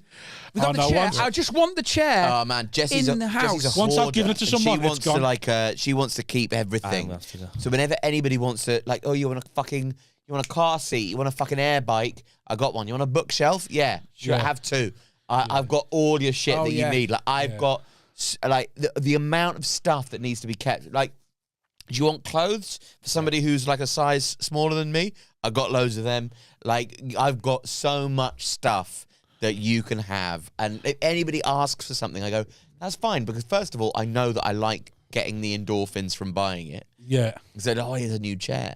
Better than the old chair. Yeah, exactly. And also with chairs, like, nobody's going to borrow anything that costs enough that you couldn't replace it. Yeah. Otherwise, you wouldn't lend it to them. So it's never a problem. Yeah. For me. I should have written it off. But then I remember once. Go for a piss again. It's all right, we're finishing now. I know. I remember once I lent a DVD to someone. This is a very quick thing, but this is the reason. Because we all need a wee, don't we? We all need a wee. It's got to the end of the podcast and we all need a wee. I tailored this to 1 hour 41. 1 hour 37, and I need beers for 1 hour 44. Anything after 1 hour 44, I'm in bad nick here. Fucking hell. Mate, we all like slumped back in our chairs. Kidneys Rob's cock contours come out. And now we can all see moaning his about fucking anything. Yeah. I didn't know you were behind me on the fucking I was going like this for 20 minutes. Like I was pumping up an airbed like that. Come on, DVD. So I lent this DVD to someone. I remember what it was as well. It was On the Hour. Right, which is a really good comedy DVD. Yeah. I really looked after my DVDs. I was a bit OCD, like they was perfect. Were you, mate? Yeah. No, and I lent it to someone. No, listen, I lent it and I assess it. I assess their house. I assess their cleanliness. Do you? I assess what they look like. If they look, for every for a DVD. If they look fine, they can have the DVD. So I lent the DVD, and I then went round to their house. They didn't return it. They didn't volunteer it back. So then I had to say one day, it was about 6 months later, which is very good for me. And I said, have you got that On the Hour DVD? And he went, yeah, hang on a minute. They went round, they got it, put it in his teeth. And went, and then because he was getting his keys, and went, here you go. And there was teeth marks in the cardboard, and I just went, thanks. Done. Over. Never watched that again. Can't watch it again. Some arseholes out there, aren't they? Wow. So yeah, I mean, get me on the type board. That wasn't worth the 3 minutes having an agony, Scott. It wasn't worth you pissing yourself. That anecdote wasn't a piss yourself anecdote, was it? No. How much was that DVD? Because I'm going to get 90 quid new text now. Right. Sat there just covered in urine. What have we got to plug? Alfie, where can we find you, mate? Alfie Brown, comedian across. Oh, you go on to my YouTube because you probably some of you, like a lot of you, are watching this on YouTube. So please go to my YouTube because I've got a new stand-up special coming out on September the 6th. Is that going on your YouTube? It's gone on my YouTube. Yeah. I did well, didn't I? I was all right, yeah. I was all right. That from Rob is basically like I was the king of Christ. So please fucking watch it for God's sake. If not, just to fuck off, Rob. And, am I going to be on it? No. It's not yours. It's so mine. Not going to be like the intro that I give you. You'll get a credit supported you did the by. Support? Oh yeah. I've got a my little intro going to be on it now. Maybe it hasn't been edited yet. A Formula One podcast. Formula One podcast called Dirty Air. That was the best thing about it. My friend Joshua. Dirty Air, Formula One. Any of you Formula One fans? It's good. We watch Formula One like it's EastEnders. The soap opera of Formula One. It's very good. It's very good. Scott, where can we find you? ScottBennettComedy.co.uk. I am going on tour at the end of the year. Nice. So I'm just doing greatest hits, really, and getting rid of all that, burning it all for a brand new hour the following year. So that's just my favourite bits. So I'll be starting that in September, doing a run at the Fringe for 9 days, proper. When and when? In and out. 16th to the 24th, Just the Tonic, the big room, 7:30 p.m. It's called 9 Lives because I'm there for 9 days. Nice. Got nothing to do with cats. Brews with Bennett. Yeah, Brew with the Bennett's podcast. I'll also be filming the special in January. Nice. I'm filming that. Nice. Where I am filming it at the Stourbridge Katie Fitzgerald's gig that Wayne Beast did, because we're doing 2 shows. It's a bespoke comedy room. It's like a 90-seater, quite small, low ceilings, but we're doing 2 shows, 5 p.m, 8 p.m. I think they're already nearly sold out, which is banging. And Brew with the Bennetts is the podcast with Gemma, where you can see her just assassinate my character over the period of an hour and a half. And then the patrons for the divorce, of course. Let's not forget those. Scott is that much of a career as you got the divorce. I've made a note of that. And you know, who's the second marriage going to be? I'm already going to start seeding it. I'm already going to start doing that sort of stuff now. The next few years, you'll see a marriage crumble. You want to try and get your second marriage with Lauren Laverne. Imagine the podcast. Imagine that straight on BBC Sounds. Straight on. Buy tickets to our live show. Sign up to the Patreon. Yeah, October 2nd. See you soon. Ta-da.